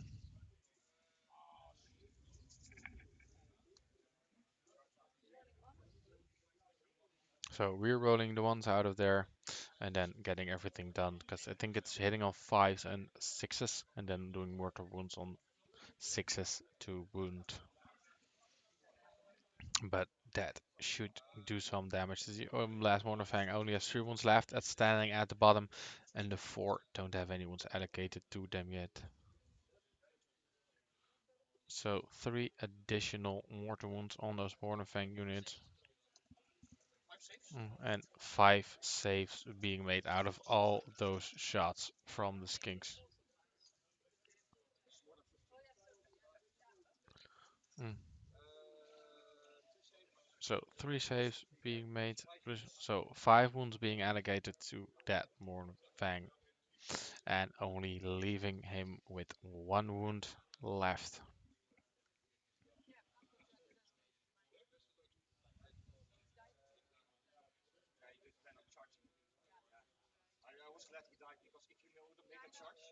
Hmm. So that was the Seraphon turn, turn number 3. Only getting the back objective again, and not getting the middle or the one in the back. So going to 5 points against the 10 of the Ogor Mawtribes. And D is going to start his turn now. So that is going to be a tough cookie to bite.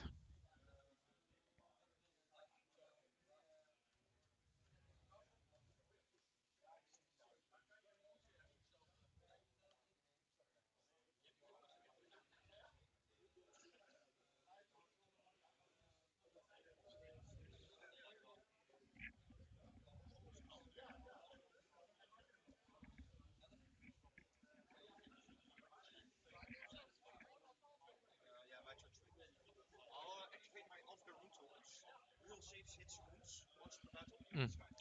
He will use the ability on the guy to reroll hit wounds and save rolls, the 1 per game ability on the big win.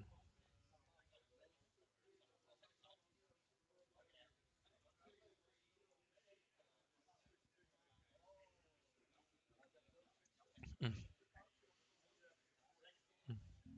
So what will happen probably is that the Ogre player has to deal with those 40 teleported skinks in the back of it, uh, and just being annoying and being spread out all over the table right now. But that we'll see.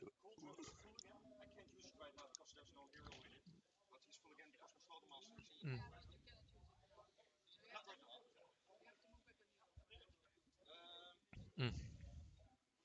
Mm. I think the Mortem Fang has the banner and they only lost 1, but let me check that for sure. I'm not gonna interfere with the game. That's not my job, but let me check the bravery of those Mortem Fang.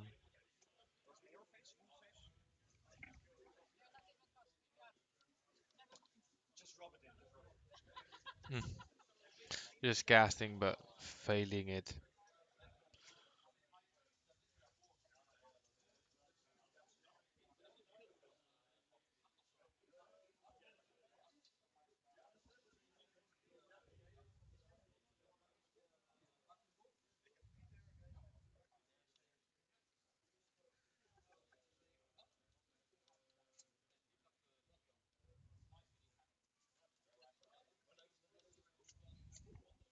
So I think it's this one. Let me check it.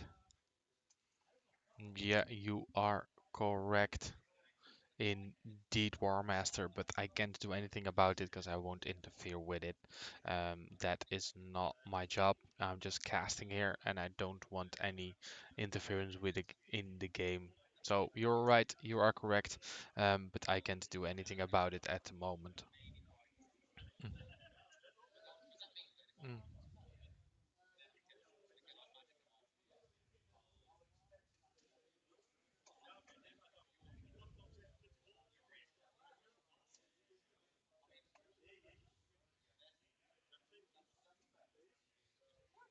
I think so, yeah. That's not my cup of tea to interfere with the game.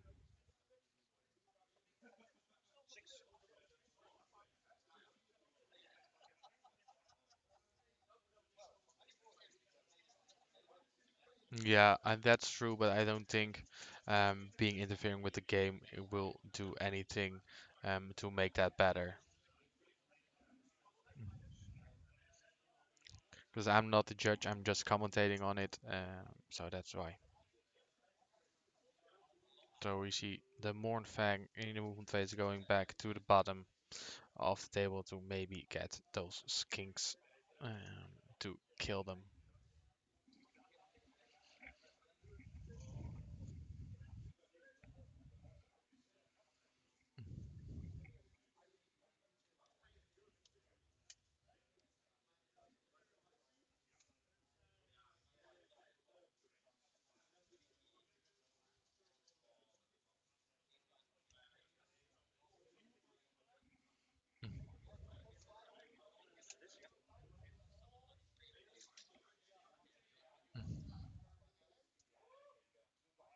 No, I think you have a valid point. I won't take it personal from you. Mm.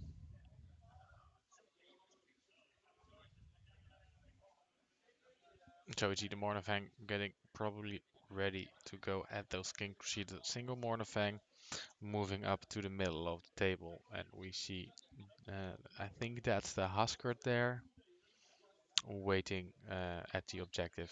And don't get me walking to the middle of the table. Yeah, that's indeed the Huskert with the crossbow moving that way around.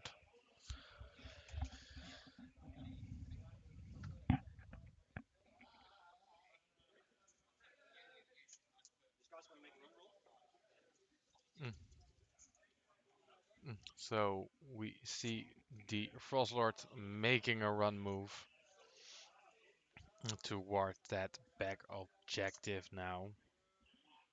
Just being able to call count as 10 on the objective is quite nice to have.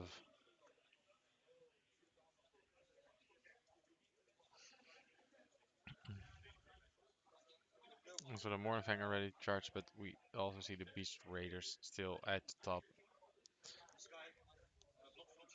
So we're going into the shooting phase with the Blood Vulture doing one mortar wound to the unit of Skinks at the bottom left to go through with that. Hmm. So the Beast Raiders going shooting both of its weapons into the same target, but he's still deciding which unit of Skinks unit. So we don't see any shots getting from those Mornfang at the top and the Beast Riders. So this is a Beast Rider charge for 10-inch going into those first line of skinks. So 10 impact hits and going to be called on on the on the skinks. So we're now waiting to some discussion about the ranges, what might have happened, but I couldn't understand what they were saying.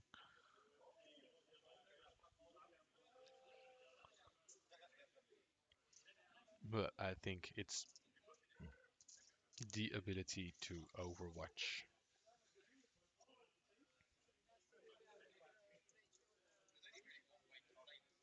That I think they're outside of the range. So there we see the impact hits only on 4 pluses, doing 4 mortar wounds on that unit of skinks. Mm.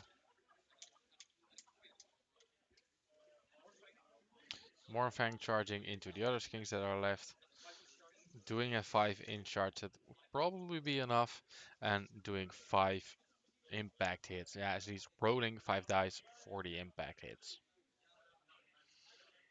Just to get through to him.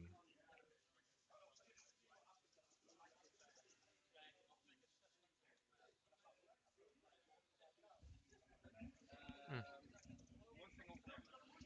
So the Mornifang at the bottom will go and charge, getting an 11-inch charge, going strong to go there.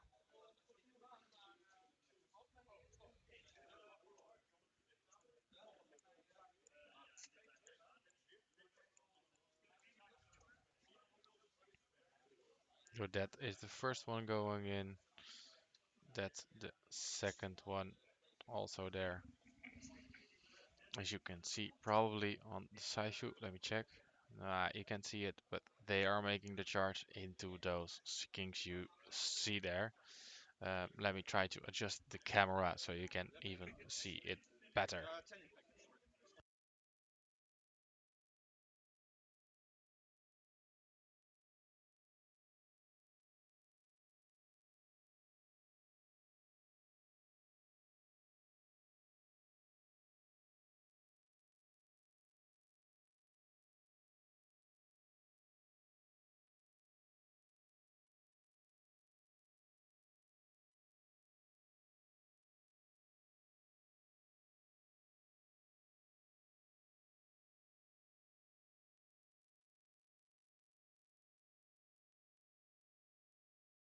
So we saw a few impact hits on those mortal wounds on Ghost Kings, and from I think it was 3 or 4 getting down off the table.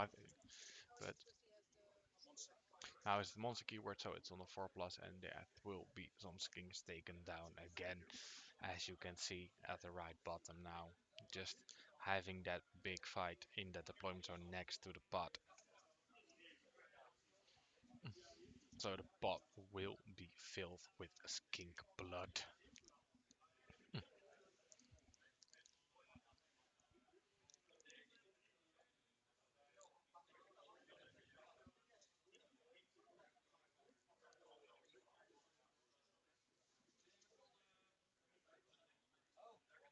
So we go back to the top view again. As you can see, there are some skinks at the bottom. They have died. So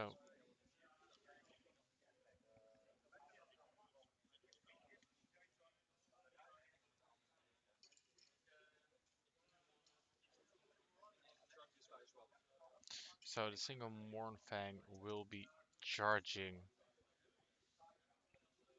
He is deciding to do that. Might come back from it, but he is coming back from it. It won't that it will just stay there on that bottom objective. So the Mornfang will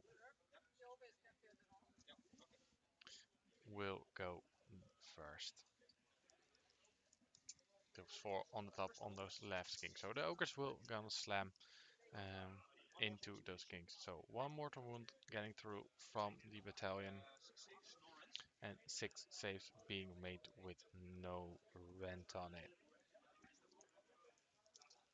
I think it's only 4 skinks left standing there, um, and 4 being killed for 2 damage apiece. So that will be 8 damage going through, and there are not that many skinks left at the top of that table.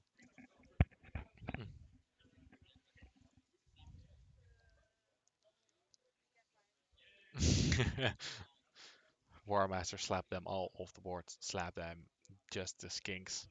Yeah, those are small and annoying, and there are so many on the table. We won't get rid of them all. But that was the first unit of Mornfang being done. So we'll be seeing a power A move from those big unit of skinks at the bottom, just moving those 3 inches, try to get as much in range just to maybe kill a few. There are already some wounds on that unit. I think there's one with 1 wound left, so they might be able to get that guy killed. Also, the Huskert you are seeing in combat may also get some wounds just to get him down and maybe bracket it to do some less damage.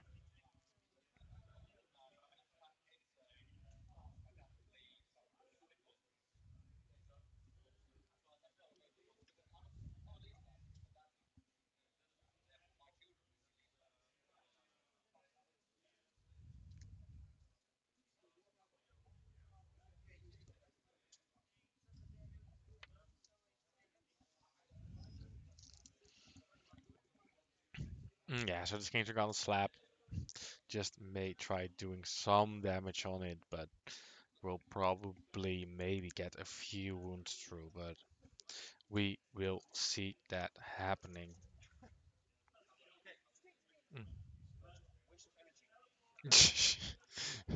So nothing happened right there, but everything has been saved.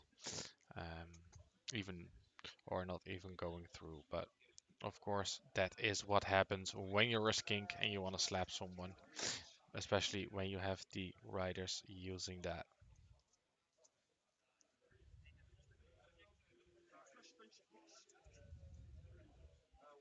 Mm. So one extra mortal wound for that 6. Oh, no rent, but still doing some damage. So the rock hard horns are fighting now. And not going through, getting on the hoofs. So this is one of those big models. I think it's the one with the riders on it, just based on the information that the other one, the Frostlord, is not in combat, and the other one is versus King Traditional.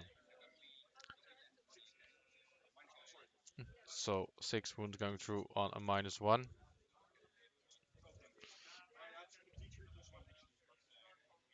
Doing 12 damage to those green skinks you see there in line. So we welcome to see you, Ice Climber. Good morning from the US. It's a great day for some Age of Sigmar. Yes, it is indeed. Sadly, it's our last game of the day, um, just to see, and then it's the tournament is finished. I think we have about 50 minutes left, if I can see the timer, just to get this game done. Mm, mm, mm. So he is gonna use spend command point to get extra damage on the mounts for 3 damage flat of the mount, so that's going to hurt those little skinks. Just with the mounts, the 4 of them, because they weren't able to kill the one guy.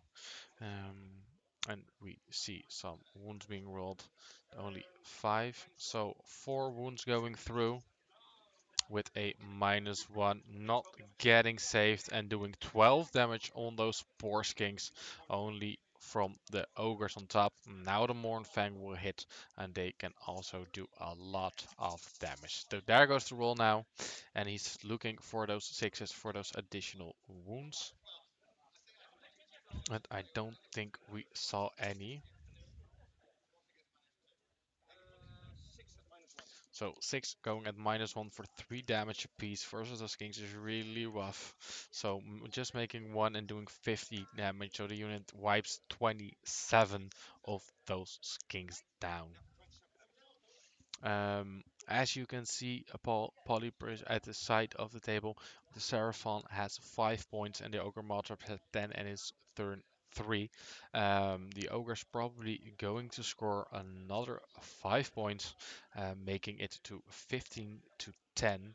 And then we'll go into the start of turn number 4, which will of course have a roll off of after this combat and battle shock phase. I think there are only 2 skinks left on that side, by all the shooting at the table, but it's going to be really rough to come back. But let's see what happens in those last turns. Skinks also need to take a battle shock, of course, after losing that many models.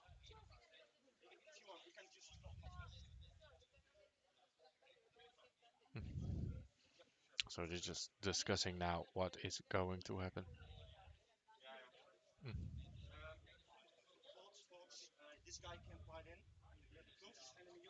mm, mm, mm.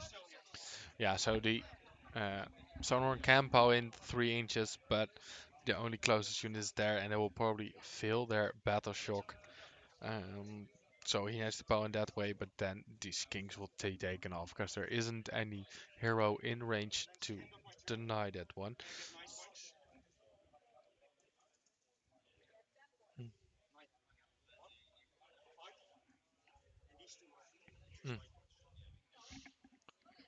So the Ogre scoring 9 points even because he has control of that objective at the back of the table. So going up to 19 points, taking a lead, which is probably going to be devastating. So going into turn 4, um, and the Ogres winning the turn off and winning this game just because he will score another 9 points, bringing the score to 28-5 with just 2 turns for the Seraphon to score. Well, he has already 2 max turn score, so I think they just called the game because that was is they're unable to get that win. So let's get back to my face. Yeah, we saw a game and it was quite hard um, for the Seraphon to go to the map. So they're discussing some things that could have changed, but this game has been won by the Ogres and they will win the tournament. Um, After going 5 wins, and I think that's a really great job with the book. We didn't expect to see at the top table only one player running it, but playing it really well. I know he was 2 GTs ago in 2020 in March. He was also playing this one, the Ogor Mawtribes, so he's been playing a lot with it, and you can see by the way he makes his choices that he is able to bring that game to his hand. Um, exactly like Warhammer was setting, even if Seraphon scores max 2 rounds, they get max 23, and the Beast Guard can't score anything for 2 turns. That is agree. That is exactly what's happening, and that's why they are calling. So they're now just chatting about it. I will like to thank the sponsors, as you can see on the bottom, to make this stream and this tournament possible. I like to thank all of the players who are here for this game. Um, During this tournament, having a great time and enjoying everybody and themselves with a great day of Age of Sigmar. I think the VODs will be up on the Twitch channel, maybe even on the YouTube, but Stefan will decide that when that's going to happen. I think we had an amazing time with each other. Thank you for being there. And if you want to know how the tournament ends, go to panpan.nl. I will set it with the list. Now onto the chat. So there you can see all the list, but you can also see the points who are currently leading and what is happening on the stream. Um, if there are any questions left, please ask them now before I will close the stream, because this is the end of the tourney. I don't know if the prizes will be streamed, but that's not up to me. But you will see that when we go live. So if you're interested in more Age of Sigmar, in more 40k, in more War Top games, check out the Twitch channel. Follow us, and you get a notification if you have it on your mobile. So when we will go live. Um, I will thank everybody from the organization, from the Alliance Open, to giving me the chance to stream this weekend, because I'm not part of their crew, but they needed someone and I was willing to do that. So they helped me getting this chance to do that, and I hope to see you guys soon with more Age of Sigmar. I don't see there are any questions. The best moment for this weekend, I think still Archeon, just 4 of them racking up every table. I think it was really great to see Slayer of Kings going on both of the Tarot Geist. I think that was a really fun moment. And it wasn't the best, but the most fun moment to see. I think the best moment was one of the games where the Chaos Warriors just made the charge and scored the objective on total conquest. So that won them the game. No problem. Thank you for watching, and I will see you next time. And people, game on.